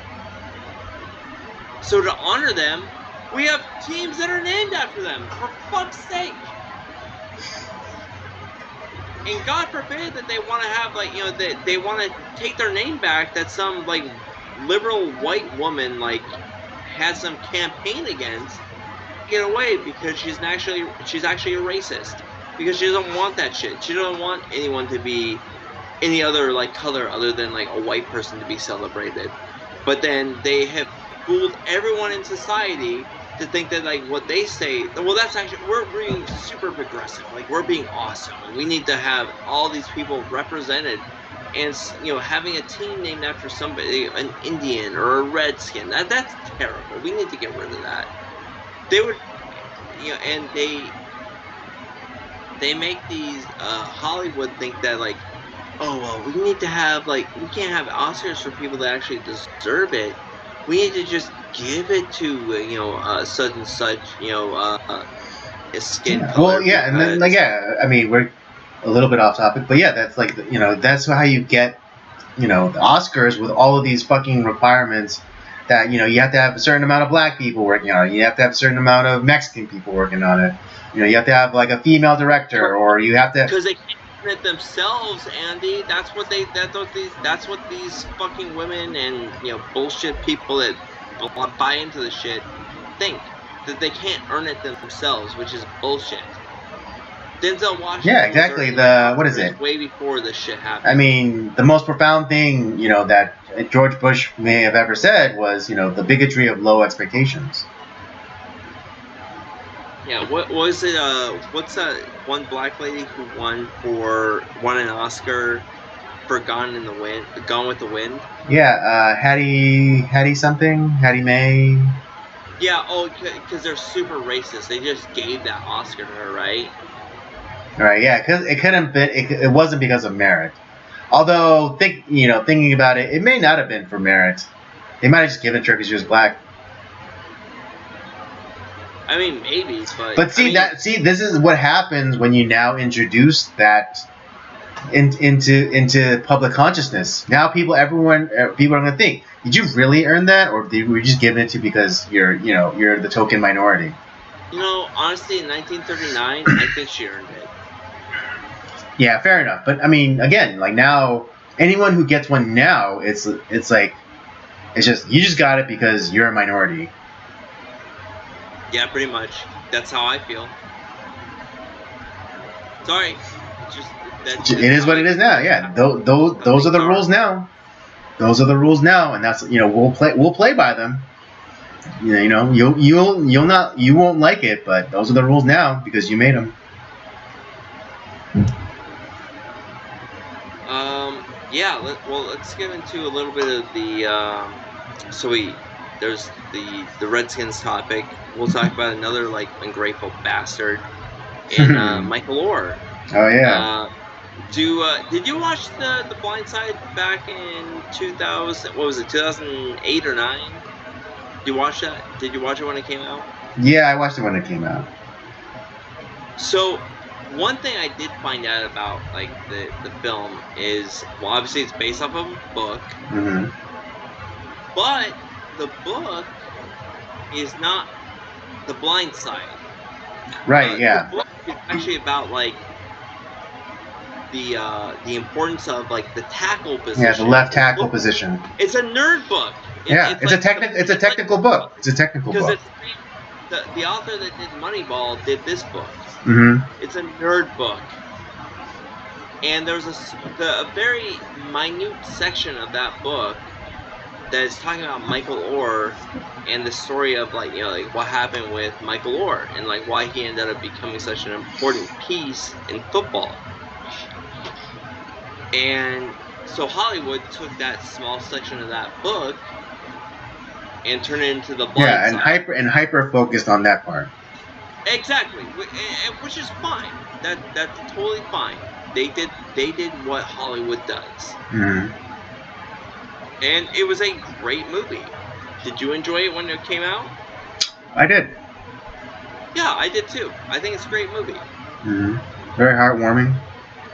And now we're now revisiting this movie 15 years later or whatever, and now it's oh well, Michael Orr came out and says well, they've actually never given me anything, and they didn't actually adopt me, and all the blah blah blah blah. He's acting like a spoiled fucking brat.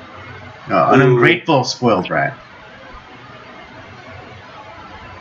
Well, the thing is he was given an incredible gift. A family who they never claimed to adopt him. The movie never claims that there was some sort of adoption going on. Right. The family that helped him out never claimed adoption, and they did stuff to help protect his finances and help him succeed. And what does he do?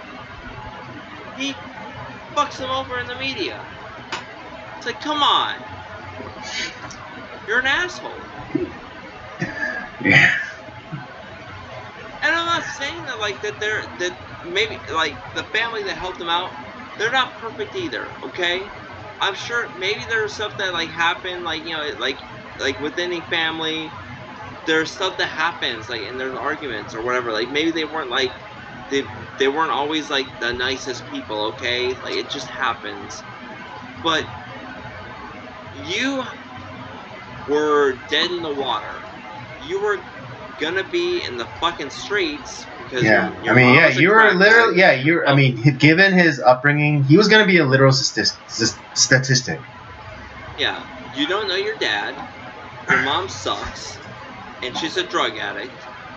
And you have multiple brothers from different daddies. Your mom is so fucked up on drugs that you don't have a place to stay because she locked the door. Okay. And you have this family who helps you out in your teenage years, who also has a daughter the same fucking age, and they're gonna let you into their house. And they literally let a stranger into their home. They are trusting God that you're not gonna fuck up their daughter or their family or steal from them. Mm-hmm. Which is what happened. And sure, like a movie is always gonna upplay certain things for drama or whatever. Yeah, they're gonna prioritize the story as opposed to like reality. Don't let the truth get in the way of a good story. That's what movies are, okay? Yeah, I mean, you want like a somewhat factual story, then you make a documentary. You don't make a movie. And even those sometimes have a lot of fiction in them. Yeah, fair enough, but I mean, look at Michael Moore. I mean, the guy has just been like creating fiction for 20, 30 years. Yeah, fair enough. But I mean, at least then, like you could make because I mean the podcast with Jason Whitlock that you shared with me, he's right. He's just pissed that that Michael Orr is no longer the star of the Michael Orr movie, the movie that is his life, because now all people want to talk about is how great the Tui family was, and what's Mrs. Tui like, or what's the son's. What's the son like, or what's the the father like? It's no longer about Michael Orr and like what he did. It's about what the Chewie family did for him. And he's probably broke too, because he probably like wasted his money away, like they thought that he would. Mm-hmm. Based on that, and so they had a conservatorship on him. So he probably does have money, but it comes with like it's not gonna come all at once, and like he's not gonna have this lump sum. And on top of that, it's like you're not adopted by them. You never said that you were adopted by them. You personally, in your book that you wrote, or at least like kind of like dictated to the author, said that you were that you weren't adopted. And the movie never states that you were adopted. But they still helped you out anyways. And they probably are protecting some of your money. And they are also independently wealthy. They don't need your fucking money. But you're trying to steal from them. You're blackmailing them. And I hope they tell you to go fuck yourself. It's like you waste all your NFL money because you did have a successful NFL career. Where the fuck did that money go?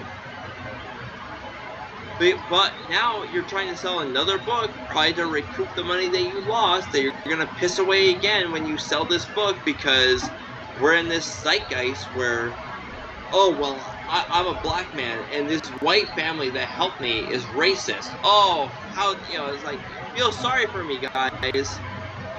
Fuck you. I hope his book doesn't sell. I hope he makes $0 off of this thing. And I hope that and honestly, if I was that family, it's like I would tell him to go fuck himself.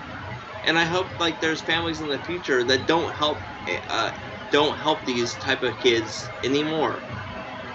Because what's the point? Like, I'm gonna help you, and then you're gonna like 10, 20 years later, you're gonna say like how racist I was and I didn't help you. Yeah, I mean, I don't know if this is a verb or it's been coined, but yeah, these white families, they're gonna get Kaepernicked. Yeah, I mean that's exactly what's gonna happen. And honestly, like I hope these people wisen up. It's like, nope. I know. I mean, if you're gonna adopt kids, adopt somebody from like way like somewhere over in some Timbuktu fucking nowhere. Yeah, I mean, but these American kids are not gonna be grateful. Yeah, I mean, but it does suck because it poisons the well for any other teenager who's being who's hopeful in being getting adopted, because everyone wants to adopt the babies, but nobody wants to adopt the teenagers. I mean, maybe rightfully so, but instances like this aren't helping the case for teenage adoption. What incentive do they have to do that now? Well, yeah, there you go. I mean, especially now, like everything being highly racialized, where like Yeah. What are they gonna get caught up in, like lawsuits for the rest of their life, and they're gonna lose all their money, based because of lawsuits? Right. Yeah. Fighting the court cases. Yeah. Or settling out of court. Right. I mean, maybe not like the same circumstances as Michael Orr, because not every black kid that gets adopted by a white family is gonna get to his level, but like even just generally, like the kid could come out like, oh yeah, Papa Todd, he like would beat me all the time, and and Mama Jean, she would always tell me I was worthless and whatever, and so yeah, it completely poisons the pool. It poisons the well against teenage adoption. And again, that's one of the hardest demographics to get adopted, because you're not cute and cuddly like a little baby anymore. And so and then especially if you're being adopted by a different race, it's a recipe for disaster. They let a 15, 16-year-old like a grown-ass man, our teenager that's the same age as their daughter, into their home, and there's a lot of risk that comes with that. Mm-hmm. Who knows who knows what his values are, his morals are? They don't know. To be honest, I don't know if I can make that same decision. I'd be like, yeah, you're sorry, buddy. No, I'm not letting you into my house with my teenage daughter. I love you, and I want the best for you, but no, it's not gonna happen. Mm-hmm. I'm sorry, I gotta protect my family. That's just the reality. Mm-hmm. But they didn't do that. They trusted God, which is, honestly, they are. Yeah, that's the miracle. Faithful than I do, because I wouldn't have been like, I would have told him to go fuck himself. Like, sorry, it's not gonna happen. Yeah, that's the true miracle in this entire story. It's not that this kid, got plucked out of a bad situation and was, elevated on high. Is that a family actually, had faith in God, and and God rewarded their faithfulness. Yeah. That's the true miracle. That's the true miracle of this story. Not Michael Orr becoming like this great defensive back or whatever, or offensive tackle. But is that a family put their faith in God and were rewarded. I mean, you can say that that they're getting the shaft now, but in the moment they were being rewarded. Yeah. And I to be honest, I would not have made their decision. Sorry, not gonna happen. Mm-hmm. And the thing is, they paid. I mean, and they also paid for his private school, for the tuition, because their kids went to a private Christian school because they're independently wealthy. Right, and even the school helped them out, I believe, because his grades weren't the best, and so and to enable him to even qualify for a scholarship, they fudged his grades. Oh, I was in plays when I was a young kid. It's bullshit. You didn't read. You didn't have any. Your mama didn't read to you. Your mama didn't care about you. You didn't read. You barely went to school. That's why you were failing all the time. And I'm not saying that you're not smart. It's but you trust me. You didn't know how to read because no one read to you. Your school sucked, and you got fucking lucky as hell that God showed some sort of mercy, some providence on you, that this family showed you some mercy, just like God would have. You were given mercy beyond measure, and this is your response to that. This is your thanks. This is how you repay yourself. This is how you repay the generosity that a complete like strangers, like gave you all like they gave you everything, gave you a good home life, gave you love and support, and this is how you thank them. This is how you thank the gift that God has given you. And here's what I hope what happens, and because I'm a cynical person and I don't give a shit, I hope he loses this court case. I hope he gets $0. I hope his book makes $0. And I hope he wallows in the shit that he created. And I hope that family like doesn't talk to him anymore. To be honest, like I mean that they are nice people who it's like it's like I know we're going through this thing right now, but we still love him. And honestly, like that is I can say that is more than I would have done, because honestly I would tell him it's like, really, this is how you're gonna treat me now after everything that we did for you? Well, fuck you. I will fight you tooth and nail so that you have nothing. That's what I would do. But that because I'm a vengeful piece of shit. That's me. Yeah. Yeah, I'm petty, but you're vengeful. Yeah. Like, because one of my favorite jokes is like the punchline is just like so petty that I absolutely love it. It's like not many people laugh at the joke, but like I never said that it was the funniest joke ever. I just said that it's my favorite joke. No, that's all right. All right. Anything else to add? No, it's just like what a dickhead. What a dickhead. Agreed. All right. Well, then, if there's nothing else, I guess that brings us to our final review of the night, and that's The Dark Knight, starring Christian Bale, of course, directed by Christopher Nolan, also starring the late Heath Ledger, Aaron Eckhart, Maggie Gyllenhaal, Gary Oldman, Michael Caine. I'll hit everyone with a synopsis, and we'll get rolling. Alright, The Dark Knight.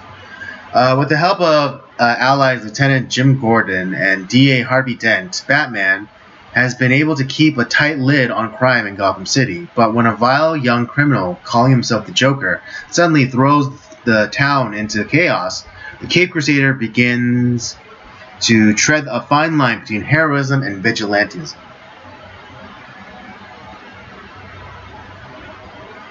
Is this the greatest comic book film ever made? It might be one of the greatest movies, period, ever made. Well, that's true too. Like I'm just saying, like I personally think this is the greatest comic book film ever made. It's in my top 10 of greatest films ever made. This is number 9 on my list of top 10. If I had my top 10, I have my top 10 filled out pretty much. This is number 9. This film is fantastic. I have now watched this film, I can't even remember how many times. It's so fucking good. Yeah, it's really good. Christian Bale is the greatest live-action Batman. Heath Ledger is fantastic as the Joker. I was wrong when I was bitching about him being the Joker when like that was announced. I was like, this rom-com bullshit actor? No way. I was wrong. He's awesome. Obviously, like, you know, great. Gary Oldman. Yeah, Gary Oldman is in a very subdued role, by the way, because you know Jim Gordon is not. He's not like a super prominent role, but he is in a way. Yeah, I mean he's the stability that he brings to Batman. You know, and he only in this movie he only has a few moments of what's the word I'm looking for? A few moments of sanity and the madness. No. Just no. What's the opposite? Like kind of like expressiveness. Where like his, where he kind of loses control, and that's more out of like desperation. One when he, they're the right before the final showdown with the Joker, and he's like pleading with Batman. It's like, no, I have to save Dent, and he actually draws his weapon on Batman because he's like so desperate. Because he starts to lose kind of like the faith in Batman, where it's like no, I have to save Dent. Yeah. Yeah, it's like and then also in the final showdown between him and Harvey Two-Face, when he's like asking Gordon to pick which one of his family is going to die in front of him. God, that scene. We'll get to that scene. Yeah. Fuck, man. But yeah, like even because Gary Oldman is known for like his more I just had the word. Roles. Yeah, expressive. Yeah, characters that he's played. Most iconically in Leon the Professional. The coked out detective. Development, and in whatchamacallit, Air Force One. Mm-hmm. What else was he in? He was in another like really expressive film too, where he's like the bad guy. Yeah, Gary Oldman plays good bad guys. Yeah, he's like Bram Stoker's Dracula. Right. But, he plays the titular Dracula. Which he's also fucking great now, by the way. Mm-hmm. He's so good, and I love him as an actor. And then I saw him in this, in all of the obviously the entire Batman trilogy. It's like, this guy is so good at what he does, because this is not an expressive role. This is not like it's very subdued. It's very controlled. He's not flying off the handle. He's the stability to the duo of Batman, and Jim Gordon, but then also the tripod, which they then bring in Harvey Dent. He's the stability. But why don't we talk about? That's also really great. Why don't we talk a little bit about like some of the scenes that we really enjoyed, like, because were you like me? You saw this in theaters. I saw this in theaters. Yeah. Yeah, I was there opening night, like, and this was the time, like, opening night, like, where it really meant something. We would have to get there like an hour early. Oh yeah, before assigned seatings. Like, old grandmas out of the way to get like the premium seats. Yeah, this was before assigned seating. What a time to be alive! But, yeah, no, right? Fuck that time. I hate that. I really like. I don't envy that time anymore. Yeah, you kids nowadays don't know the struggle of running over a poor, little grandma just to get the best seat in the house. I would knock an old lady with her fucking cane over to get the premium seat. Like, fuck that shit. Like, I want to get I'm going super slow. I want that middle seat, buddy. It's like, fuck you, grandma. I want. Yeah. Oh, okay. One of my favorite scenes. Let's see. One of them would have to be the scene at Harvey's fundraiser, and the Joker walks in. Oh, okay. Oh, fuck. We were gonna talk about the same goddamn scene. Yeah, so we have, obviously, like, the Joker has, announced himself, and he's making his move against the people that are going against the mob, and, is at this fundraiser that Batman is going to be throwing at his penthouse. Bruce Wayne, not... Bruce Wayne, yeah. But I just really enjoy the genuine look of shock on Michael Caine's face when he first sees Heath Ledger, because purportedly purportedly that's the first time Michael Caine has seen Heath Ledger in the makeup. Yeah, that's right. And so like his like you see Alfred's face and he's like completely like stunned, and as Heath Ledger Joker walks in, that's his genuine. That was his actual reaction. That's his genuine reaction to seeing Heath Ledger's makeup for the first time. Where is Harvey Dent? Yeah, it's like, yeah. Hello, ladies and gentlemen. Where is Harvey Dent? It's like, dude, so it's so great. And so, yeah, his broken rhythm of how he talks. I can't even like describe like how like he had like Heath Ledger has this like rhythm about him that like it's just so like it's the perfect fucking Joker. And like I said, I was wrong when they cast this guy. He was the right person for the job. Mm-hmm. He was awesome. And what so you have like where it's like there's this whole thing where like where he where it's like we like you have this old guy who's like, we're not intimidated by thugs like you. It's like, you remember me, you remind me of my father. I hated my father. You wanna know how I got these scars? And it's like, he holds the knife up to him. It's like, and then Rachel comes to the rescue, and she's like, it's like, stop. It's like, you must be Harvey's squeeze, and you are beautiful. You know, it's like it's like the hair is all greasy and he's gross, and it's like. And it's like she like what's the matter? Is it the scars? Like we get like the quote unquote origin story of the Joker, which is real because he's already told another origin story to somebody else.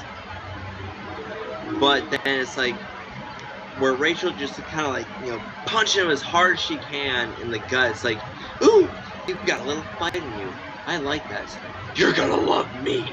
And Batman, like, comes, like, flying in and, like, kicks his fucking ass, which is great. And it's like, it's like that scene is fucking awesome.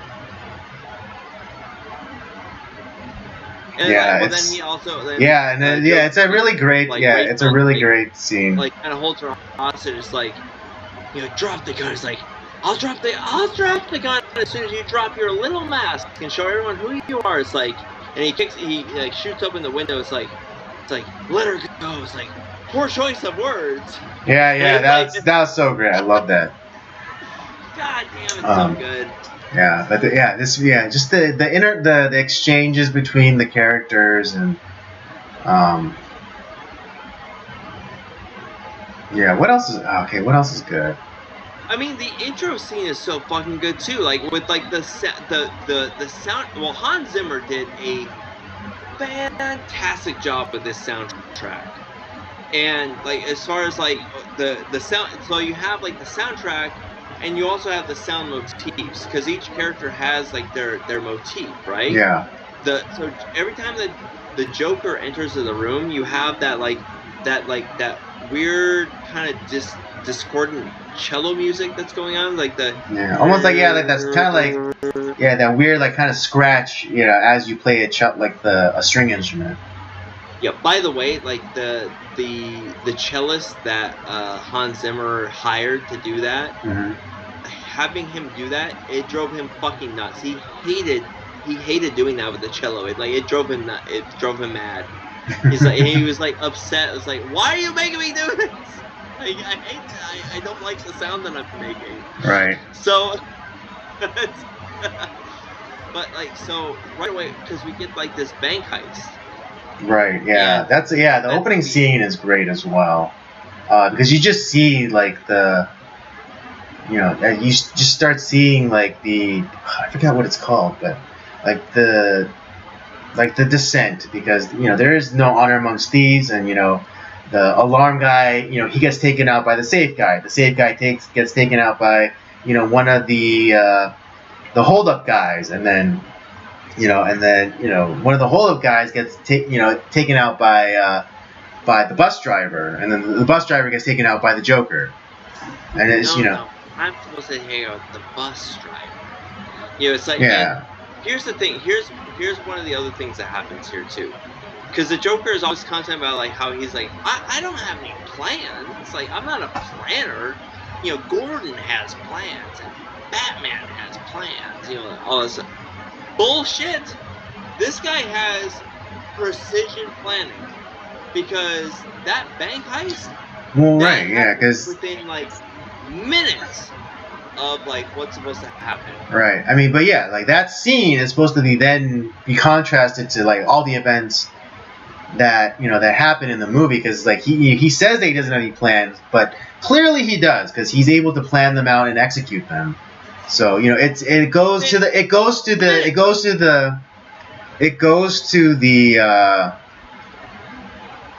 nature of like the unreliable narrator, and that's like which also goes to why he tells different stories about how he got the scars, because like he doesn't care about like if he gets the story right.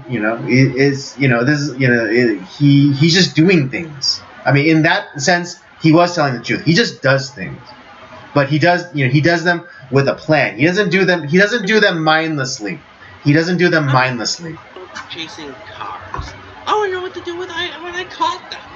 Right, yeah, he does things, yes, but he doesn't do them mindlessly.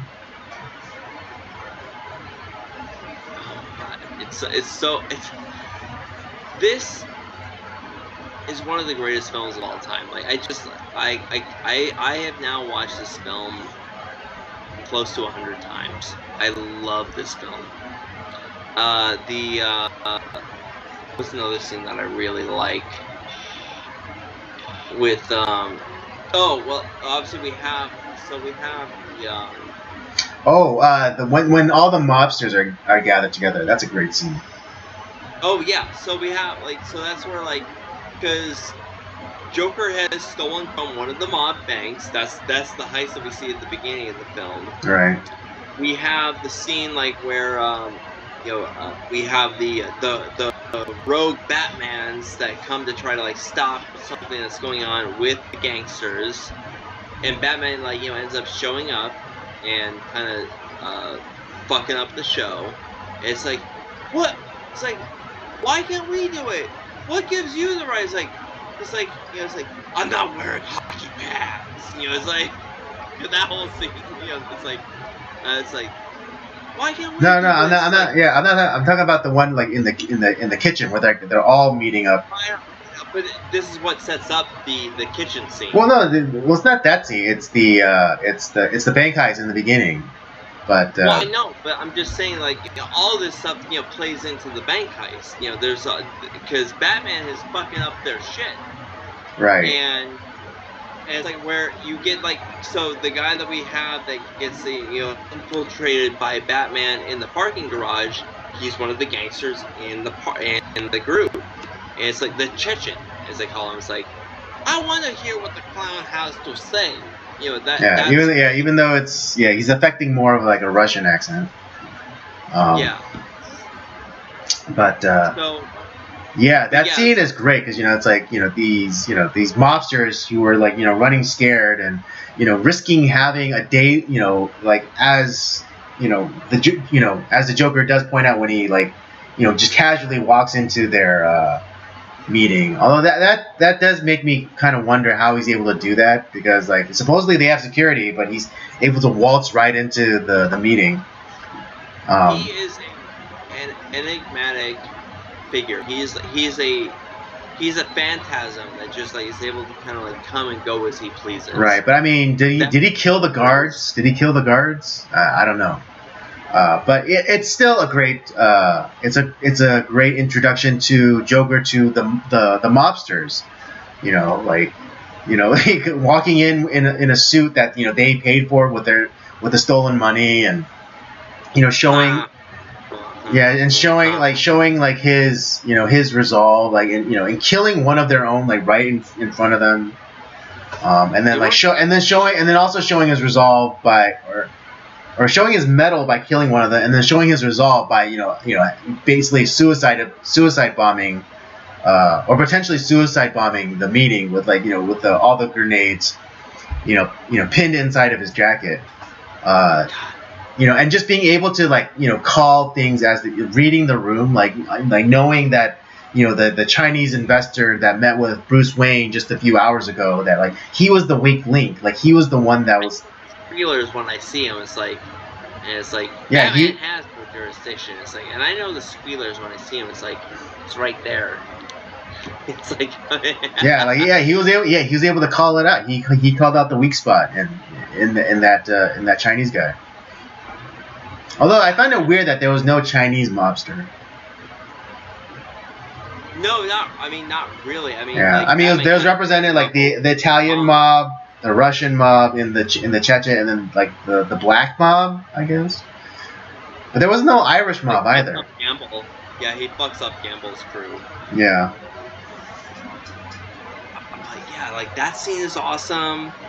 And then you have like where like they're because we're still kind of technically in Batman Begins mode, like where they're trying to go after the mob that is like kind of ruining the city.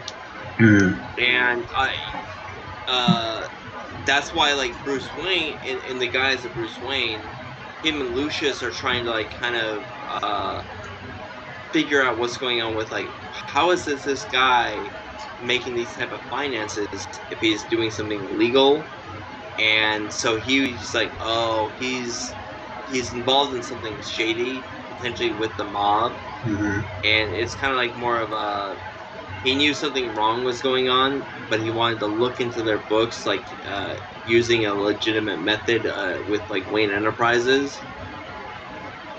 So because what was it? I forgot. They're like some sort of financial group in China, and like they've been regularly making every year. They've been making 8% growth, which for I forget how many years, but it was like a significant amount of time within within 8 years or something. They've been making 8% growth every year. Yeah, 8% growth every single year, like without fail. And it's just like that's not possible. Like the volatility of the markets wouldn't allow for such regular growth, and so their revenue be off the books.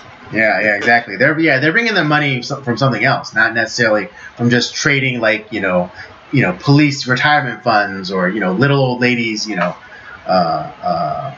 pocketbook. Yeah, welfare checks. Right. So it's and around this time, like obviously Harvey Dent and Gordon, they're trying to go after like Lau, and there's they feel like everything like kind of like got fucked up because they're going after the mob's banks. Lau moves the money, and so Harvey Dent like lights the bat signal on the tower. So Batman shows up. Gordon's like no, nothing would happen if your people can get involved. Everyone's pointing fingers at each other. It's like, and it's like if I bring him back here, can you get him to talk? It's like, I'll make him sing. Okay. And we get like the whole like Hong Kong scene and trying to figure out like how he's gonna like extricate like Lau from Hong Kong, which is also really cool because like the whole I think him and like Lucius are cool. Like Lucius himself is a cool character, trying to figure out like all of like Batman's gadgets and shit.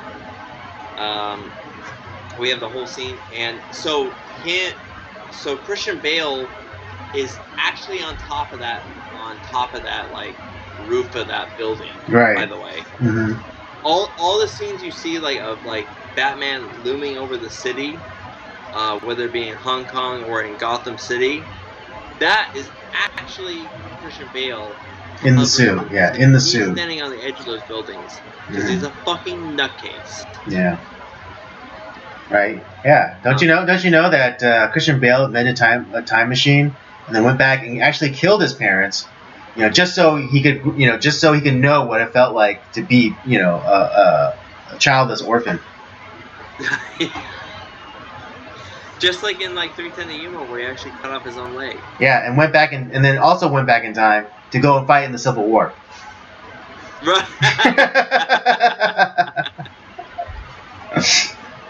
Yeah. No, like this is a great movie, especially for the theme for this month talking about vigilantism, because they kind of get into it, like the scene in the restaurant with Harvey and Rachel, and then Bruce and like that ballerina chick, and they're talking about like how how can they allow Batman to roam around freely, if this is a country of laws and whatever, how can we allow someone to act outside of the law? And Harvey, makes that, makes the point where it's we as citizens have allowed, this to happen, like where, we have created a environment where like Batman is capable of happening, and it's like it's good that someone from a citizen of Gotham is stepping up to do something, and that's where I think Bruce, slash Batman is like, wow, this guy is actually going to do something, and that's why he decides to throw him that fundraiser. It's like, because he believes in what he's going to try to accomplish. That he's a good guy, that he's a man of his word. Yeah. Exactly, because what is it? Batman is a creation of desperation and fear, but what Harvey's trying to do is build from optimism and hope, and Bruce recognizes that that's the way to go about it. Yeah. Because like Harvey points out, like it's like the Batman doesn't want to do this forever. How could he? He wants someone to take up his mantle, and so. And then, that's right, because the human body can only keep this up for so long, and he can only you can't fight darkness with darkness, and so you have to fight darkness with light, and Harvey represents the light, the hope, the optimism that can come and fight the darkness within Gotham. And that's the whole idea behind the movie. Like, there's the white knight, or the White Knight and the Dark Knight, Harvey Dent, and the Dark Knight, which is Batman. And the whole idea of like one wears the mask, one doesn't, and one has accomplished more without the mask than Batman has with the mask. Yeah. And ultimately, that comes crumbling down on itself. Albeit because of like one sacrifice by Batman. And the other thing too, like, and this is another movie like where Michael Caine as Alfred is just brilliant casting. And I know, like, obviously, like Nolan uses Caine as an actress so many times because they're frequent collaborators. He may be the greatest Alfred of all time. He is so good in that role, where he is constantly trying to guide Bruce in the right direction. Right, yeah. Alfred's the surrogate father. Yeah. And what was I going to say about him? It's like, we get kind of like this full picture of him trying to guide Bruce and doing the right thing, and one of the things that he does is, what was I trying to say that he does? Like, he's always kind of like going along with his adventures, like when it's like, cause we have that speech with him where it's like, well, Batman has no limits. Like, well, you do, sir. It's like, well, I can't afford to know them. And it's like, there's gonna come a day where you reach your limits, and it's like, well, when that day comes, Alfred, like, I know how much you like to say "I told you so." Yeah, it's like, when that day comes, sir, I might not want to tell you I told you so. And that's what happens. Like, we have that payback towards the middle of the film, was like where he's burning all the documents. He's ready to give himself up because the Joker is demanding him to show his face. And it's like, well, Alfred, you see, like, where, you know, Batman, you know, has a limit. He can't endure this. And it's like, well, today, sir, I don't want to tell you I told you so. But I bloody well told you so. It's like, so what are you gonna do? It's like, well, you know, it's like, I'm gonna tell you that, are you gonna tell them that I was, like, your accomplice? I guess I'm gonna get arrested too because I was your accomplice. Like, accomplice? I was like, I'm gonna tell them it was all your idea. It's like there's that funny moment between them. It's like where this, like, this really cute moment between those two.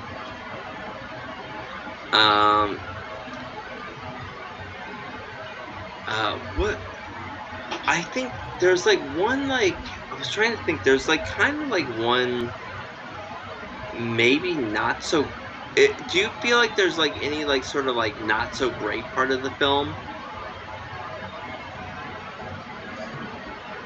I mean, other than pointing out, like, how did the Joker get into that mob meeting?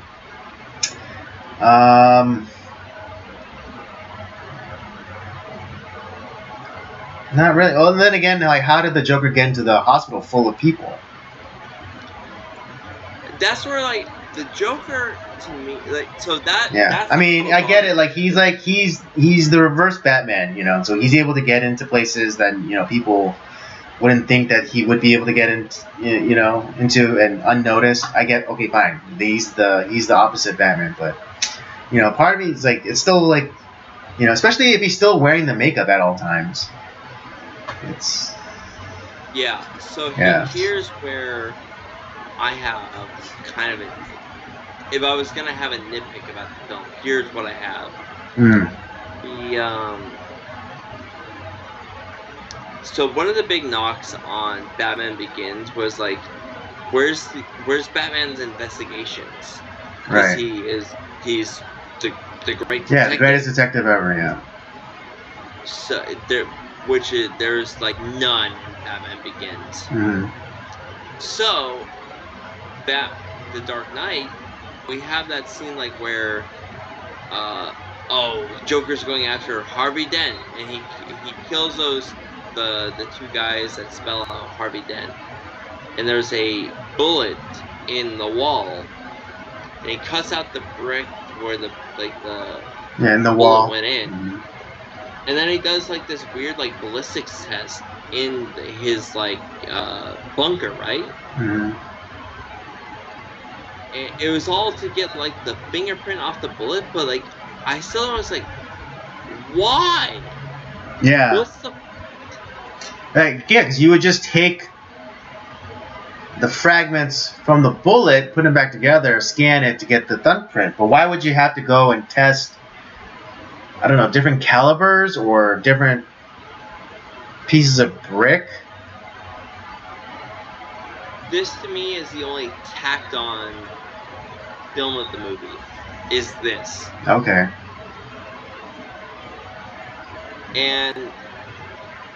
But I love the film so much where it's like, it's not even going to take, like, a half star off of it. It's like, okay, this is, like, the one weak point of the film.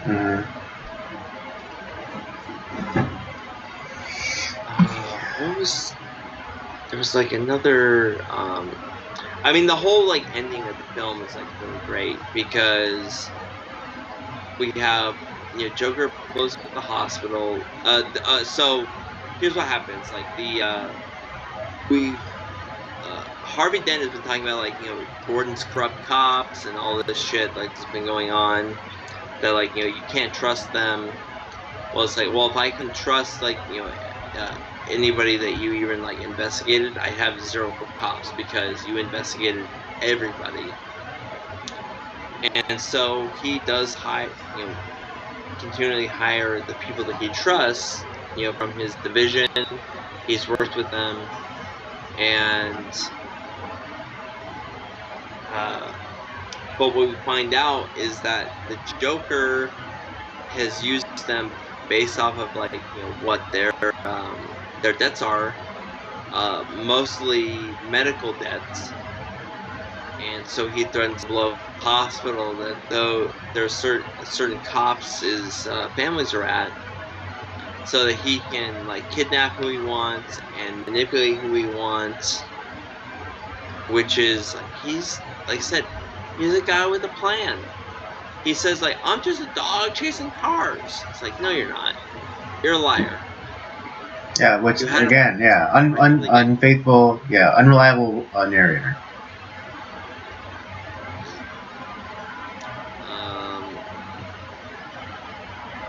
Oh, the other thing like he does too, like, obviously at the hospital.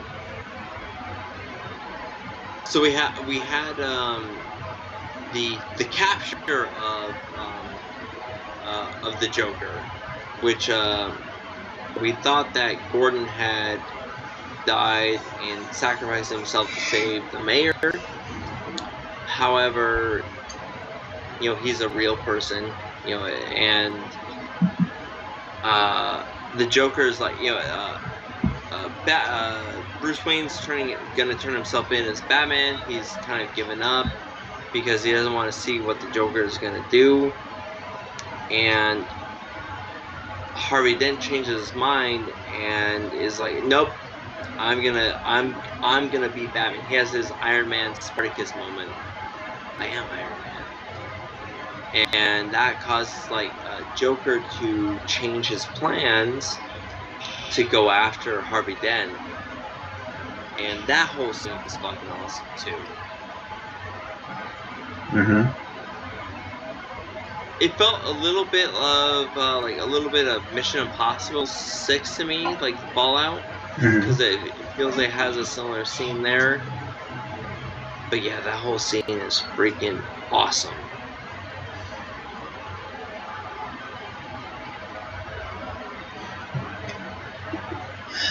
All right. Yeah, no, like I mean, it's like I most of my notes are like, this scene's awesome, that scene's awesome. Like everything about, to me, I have watched this movie close to 100 times. It's so fucking good. It like I said, it's in my top 10. It's number 9 on my top 10 list. It's really, really good.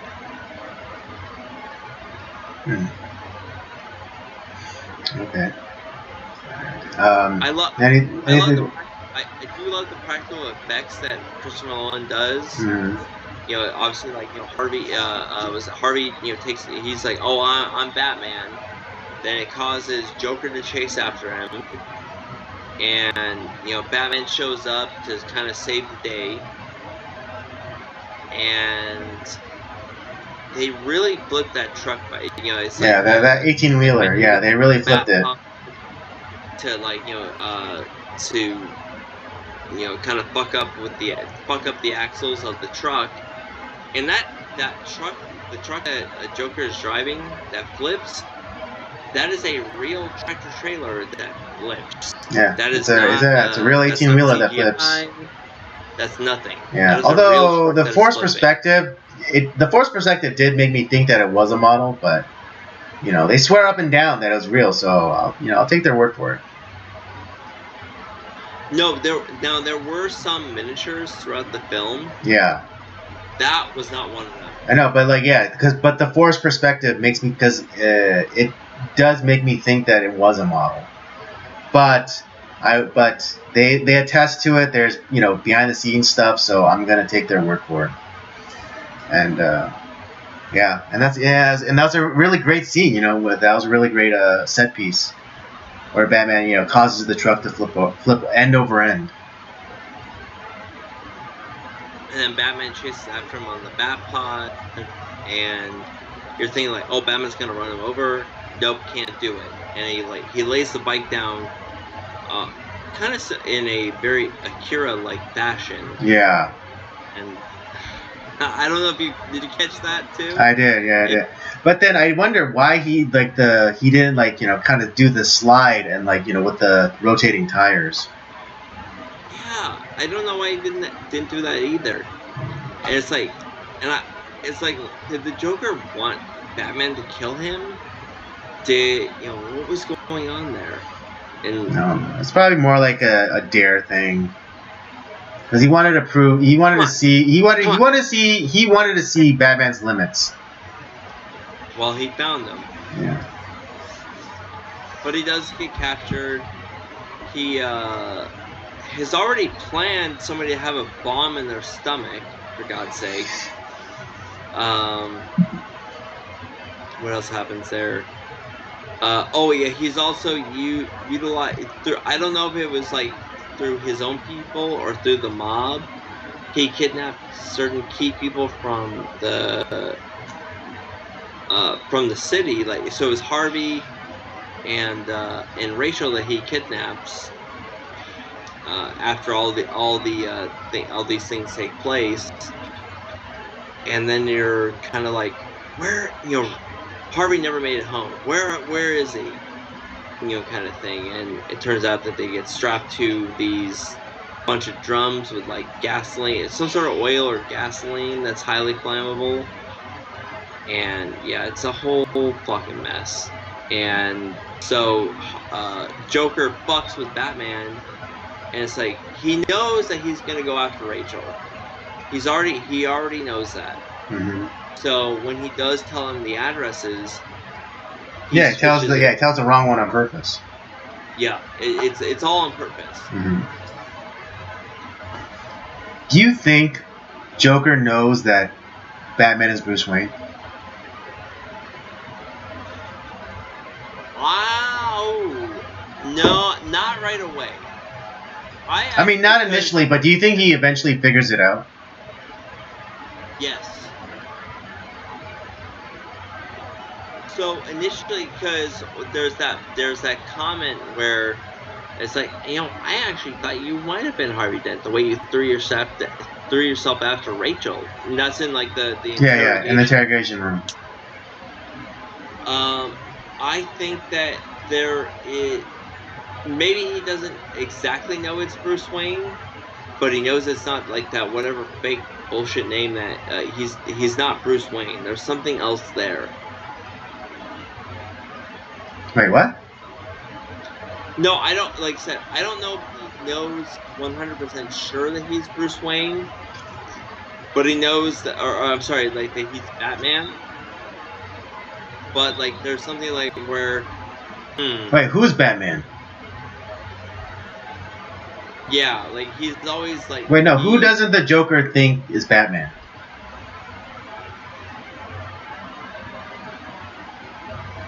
Because I'm not quite following what you're saying. Like So I actually think that he initially thought it was going to be Harvey. Right. Okay. So you think that Joker initially thought Batman was Harvey? But I think by the end of the movie, I think he does realize that it's Bruce. Okay. All right. Yeah. I would say like that he probably does think that it's Bruce by the end, but he's not going to give up his secret because it's like it's too much fun. Right, the game is too much fun. So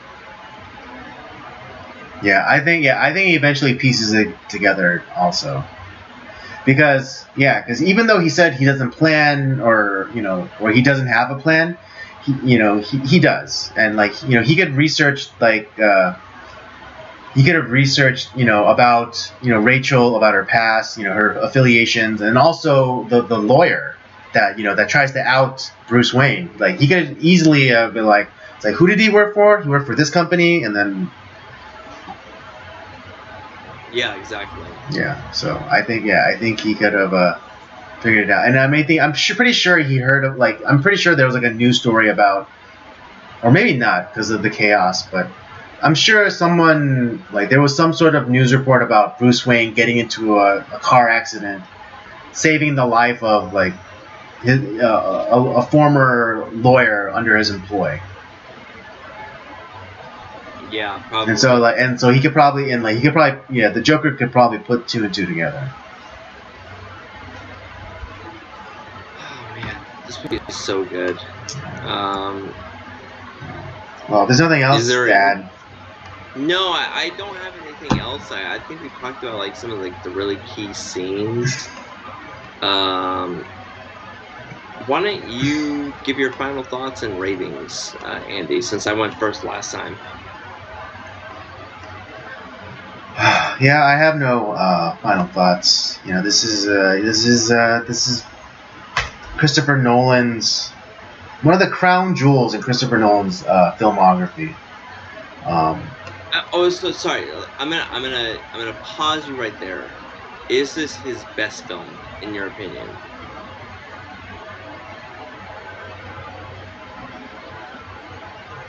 No, not his best.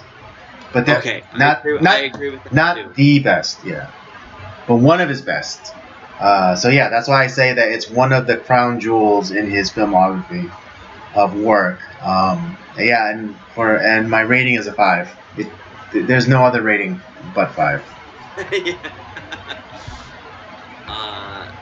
Yeah, I'm with you there, Andy. It's this is a 5-star movie. All the acting is great. The story is great. It's a great continuation off of Batman Begins. It leads, although Dark Knight Rises has its issues as well. I think the way that they transition from the Dark Knight to the Dark Knight Rises is also a brilliant set of writing. But man, this movie has the greatest villain, the greatest hero, and watching them like kind of go after one another through not just physical means, but like through mental means. Like they're trying to figure each other out. It's like, you know, what the Joker says. It's never that easy. You know, it's kind of like, you know, he knows that the Joker always has some angle. Yeah. Yeah, it's never simple when it comes to the Joker. It's never simple when it comes to the Joker. All right. Well. So, yeah, for me, this is a 5-star film. It can't be anything else. I ended up buying the whole Batman, the Dark Knight trilogy from that Nolan directed recently because I've been watching this movie on repeat. It is fucking great. All right, there you have it, folks. That's our review for The Dark Knight, which will conclude our Vigilante month. Again, as what we noted at the top of the stream, we'll be starting next month. We'll be starting our next theme, which is fantasy. So we'll have a bunch of fantasy movies that we'll be watching and reviewing. Should we start with the animated Lord of the Rings? Yeah, let's start with that one. Okay, yeah, let's do it. So we're going to start with the not Peter Jackson's Lord of the Rings, the animated Lord of the Rings. Right. There is a version. There is an animated version, and you know, because everyone has done the Peter Jackson Lord of the Rings. You know, we want to be a little bit more. We want to be different, and we want to. You know. And this is the way we're going to be unique. Mm-hmm. All right, folks, that'll bring us to the end of our stream for tonight. Just a reminder, there is not going to be a stream next week. I'll be on vacation. You lied to them this week, and you're lying to them next week. It's okay, Andy. Not this time. Not this time. But anyways, I hope you had a good time. I had a good time. I know Rob always has a good time. Always. It's better than talking to a blank screen every week. Indeed. All right. If you enjoyed this, don't forget to check out the library of other content that we have. The Circle of Jerks main podcast, episodes of Nocturnal Transmissions, of course, and Rob's gaming show, Up by Up Down. Don't forget to follow us on our various social media accounts, Twitter and Letterboxd @PodcastCOJ, and Instagram @Circle of Jerks Podcast. And with all that said, we thank you for joining us tonight. Come back in 2 weeks, and we'll do it all over again. Have a good night.